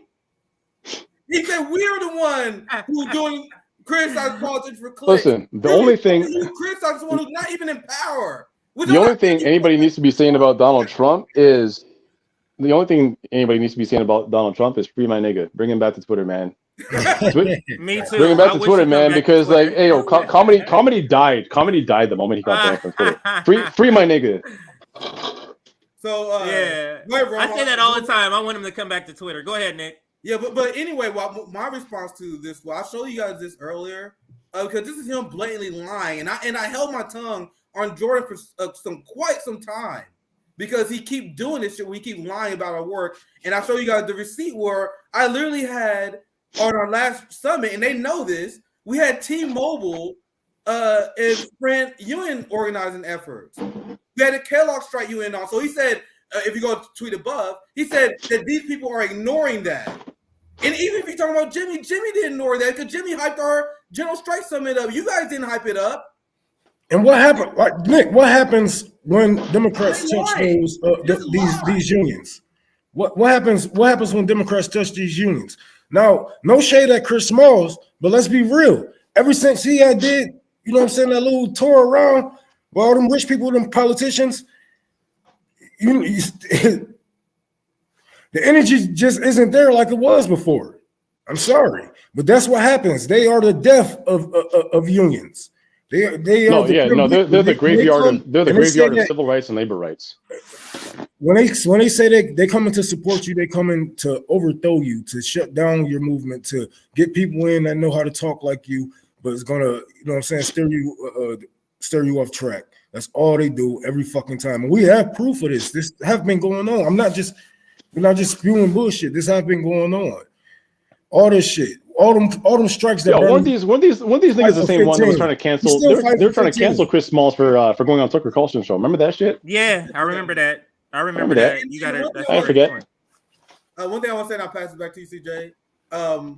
Union organizing and at March, we should use any tactic that we have to increase the quality of people's lives. But there's so many social democrats that are so delusional. They think there's going to be a revolution through unions in the labor struggle. CJ, how is the labor struggle going to stop the cops from killing us? How is the labor struggle going to stop the military-industrial complex? That's not their concern. You see how they're telling you what their concerns are, Nick? You see how they're telling you without telling you they don't give a fuck about that. Knowing that the majority of workers is not under a fucking union, and we won't be looking at. Go ahead. So I pass to you, Roger. I want to finish my thought here because that what JB said. How is the union? And I do not want to undermine the benefit that could bring. But how is the labor movement helping poor people like JB, who is disabled and can't keep up with the cost of living? So there's like a large segment that get left out, and people like Jordan more than happy to leave them out. They're like, oh, don't talk about those other issues. Shut the fuck up and only talk about the union organizing. Like there's more. And the organizing is not going to lead to a revolution. It's not going to lead to liberation. It may uplift some of the petite bourgeois. But it's not going. Also, there are enough people. There are enough people covering the labor movement. Why does everybody have to like? It's good to see that workers are finally beginning to like wrestle some power back for themselves. It's great, but like, why is the barometer for whether or not you have good politics, how much time and attention you're giving to the nascent workers movement? When like, yeah, sure, the broad workers movement is important. But we as Black people have issues that are very important to our community as well. And it doesn't entirely revolve around workers' movements. You know what I mean? Like, why are you telling us what it is that we should and shouldn't be covering for ourselves? We can have our own conversations. Right. And let me read this last tweet before we get out of here, because we're going to be wrapping up in just a few minutes. He must have did more than 3, because these last two I don't remember seeing, and they're terrible. They're just terrible. Look at this one. There's nothing wrong with criticizing politicians. I do it all the time and have criticized Bernie and Bernie and the squad. Doing so over and over as a formula to generate clicks is grifting. And no one needs to be uplifted by AOC, Bernie Sanders, in order to organize and fight. Let me chime in before I pass it to all of you. The first part, nothing wrong with criticizing. He barely criticizes anyone. They love to say they criticize just like everybody else, and believe me, what they define as criticism is not what we define as criticism. We can do better. He can do better. We can walk and chew gum at the same time. We can walk and chew gum at the same time. Says every nigga who falls on their face trying to walk and chew gum at the same time. Like, get out of here. Doing so over and over as a formula to generate clicks is a grift. What he does, why his Trump derangement and culture war content has seen a 200% increase for those clicks that he's now talking about. And then this last part I want to say, and no one needs to be uplifted by AOC. He's shielding for a politician. This is Captain Save a Politician here, because nobody's saying very that diplomatic, should be their very job. diplomatic of you. I wouldn't have said that. What we're saying when we say AOC and Bernie should be doing this is that if you're saying you're a socialist and if you're saying these things you believe in, why aren't you doing everything you can do, including these things, to get this stuff done? That's the critique of AOC and Bernie doing those things. Ain't nobody doing some shit over. We are informing our people of what's happening. This stream might be AOC giving your money to CIA agents. This stream might be AOC giving your money to Ukrainian Nazis. It's updating and it's informing people of what's going on. But you don't like the message. You don't like the message that the messenger is giving because it doesn't do your grift any good of getting politicians in with this failed strategy that has been tried multiple times. This failed strategy. They'll keep on getting them, man. Maybe they do something for us, man. Maybe they do something for us later. We need more people. We need more people. Man, get the fuck out of here, dog. You know, if you know we live under a capitalist nation, your goal as a white comrade should be to ending, doing whatever you can to ending capitalism overall, not try to fix it like a social. And trying to find out, hey, what is it that you need for us to support you? You know what I mean? Why is that not the first thing that they want to do? Why is it every single and it's like it's without fail.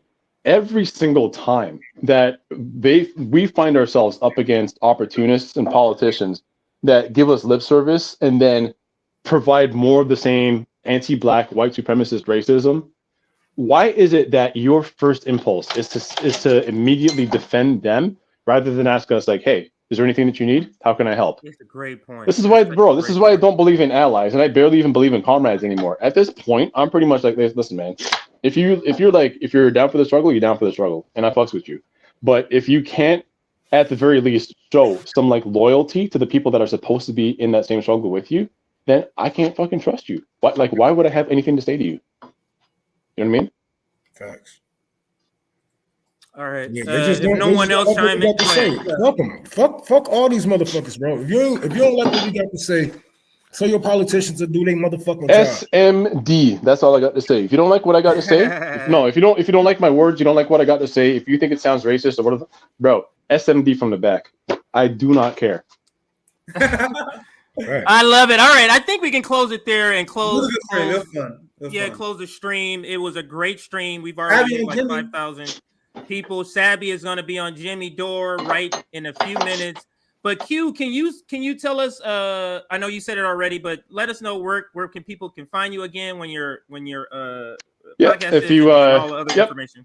If you download the app Callin, Callin. Where you can get live podcasts. I mean, we have like Aaron Mate on there, Brianna Joy Gray is on there, Rania Kolick, like all the like the whole gang is there, right?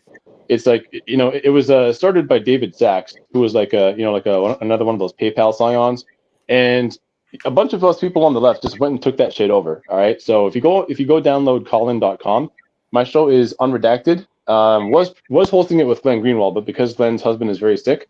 You're going to see me hosting occasionally with Mick going forward, possibly even Sabs. So if you go on the Callin, go to the app, download Callin. It is free to download, and check out Unredacted. Yeah, so yeah, I'm a filling for playing join Q. So that's gonna be fun. That'd be fun. Also on Revolutionary Discourse on Callin, Savvy's on Callin. So yep, it's definitely. Bro, it's funny how like it's funny because a lot of people was saying like, oh, so you're working with Glenn Greenwald, you must be a secret fascist. I was like, man, y'all don't really know what I'm up to, okay?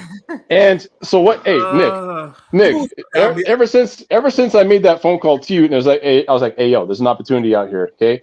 You look at Collin's top podcast, it's all leftist people, it's all anti-imperialist. We did that shit. I think Bree and Aaron Mate got a number one and number two. Yeah. I used to, me and Glenn had the number one, and then Bree took number one from us. And now I'm behind Aaron. I'm actually mad about that because I was gloating in this nigga's face for so long. Like, hey man, how's it feel to be distant number 3? Yeah, you guys took a break, but you guys were killing it. You guys were pulling insane numbers on there. But yeah. Fire back. No, it's all right, man. No, when you come back, we'll be putting up Kobe numbers. Don't worry, bro. And then, so Nick, tell us about when they can see you, and then we'll go to Rome when the next time we see Rome, and then we'll wrap, or we'll do super chats and wrap. Shit, I guess I got my debate tomorrow. I don't really know what to expect. They said we talk about crime in the inner city with some right winger dude. So I'll cover it on RBN later. I'm sure I'll find clips for it. So that's what I got tomorrow. Also, I don't know. I may join RBN for a little bit, but I want to make sure I'm prepared. So I have another guest number. I'm fucking forgetting. Kit from Harlan's Media going to on Saturday. So, and I'm working on a few other guests right now. You guys know we got a wide community. And people will pretend that we just you just do orbit. We got a wide community, and I got a lot of people. Kit coming on this Saturday. I got a few other shows, so make sure you guys subscribe and like. And CJ, I pass to you because I gotta get out of here. Yeah, I'm gonna leave like in just a second. Rome, can you tell us what are you doing? Tell people what's up with you, and then I'll go ahead and close this out real quick. I'm about to go, get my grift on. We about to build a library, and we still building a library. And I'm also headed to Flint. Hey, look at that. Maybe we'll see each other out there. Yeah, I'll be heading to Flint December 22nd. We're gonna be heading out water purifiers to the people, try to help our people out with what we got. And I'm gonna be focusing on the library a lot because it's a lot they got to go into it. You can go find the GoFundMe on my Twitter page. Unholy Rome. It's just like the E's of 3. You can find it on there. Give what you can, help the people out. Let's try to, get some banned socialist books in that motherfucker. We trying to, turn the whole city red, literally. The real red. Yes, sir. All right. So as far as me, we will all be back here tomorrow, I think, for RBN Line, or most of us will be back here for RBN Live. Hopefully, this is the last stream we got to do on this saga. Hopefully, Mike doesn't do another tweet. We didn't even cover Mike's other tweet. He had the audacity to start this up again, but luckily we don't. But we're gonna leave you with Martin Luther King talking about the white moderate. Thank you for joining us, and we shall see you next time. And here is Martin Luther King with the white moderate. But in recent years, I've come to see that these are often the people who stand in the way of progress because they are committed only in a lukewarm manner. And every time you move to try to solve the problem, they will respond by saying, you're moving too fast, you ought to cool off, you should put on brakes. And they end up more devoted to order than to justice, and are more devoted to maintaining a sort of negative peace, which is merely the absence of tension, than gaining a positive peace, which is the presence of justice. And they can always say to you that you should wait for a more convenient season. And I've come to see that these are the people that often stand in the way because they get close enough to you to at least discuss your plans, and they become friendly enough to talk with you. You at least have dialogue with them, but they want to stand in the way of every move forward. And this has been my disappointment. I think at times it is better to have outright rejection and misunderstanding from people of ill will than to have lukewarm acceptance from people of goodwill. It is better to have absolute misunderstanding from people of ill will than to have partial understanding from people of goodwill. And this is what we're seeing every day in our struggle in the South, that many of the moderates of the white South and many of them mean well, and I shouldn't only say the South, but the moderates all over, stand in the way of progress because they refuse to understand the problem, and they live by the myth of time, failing to realize that time will not solve the problem. And there's a danger that the moderate will live by this myth, believing that if you just leave things alone and not push too much, time will solve the problem. And it has always been my contention that this is an invalid view because it goes out with the idea that that is something in the very nature and structure of time that will miraculously solve all problems. And time really is neutral. It can be used either constructively or destructively.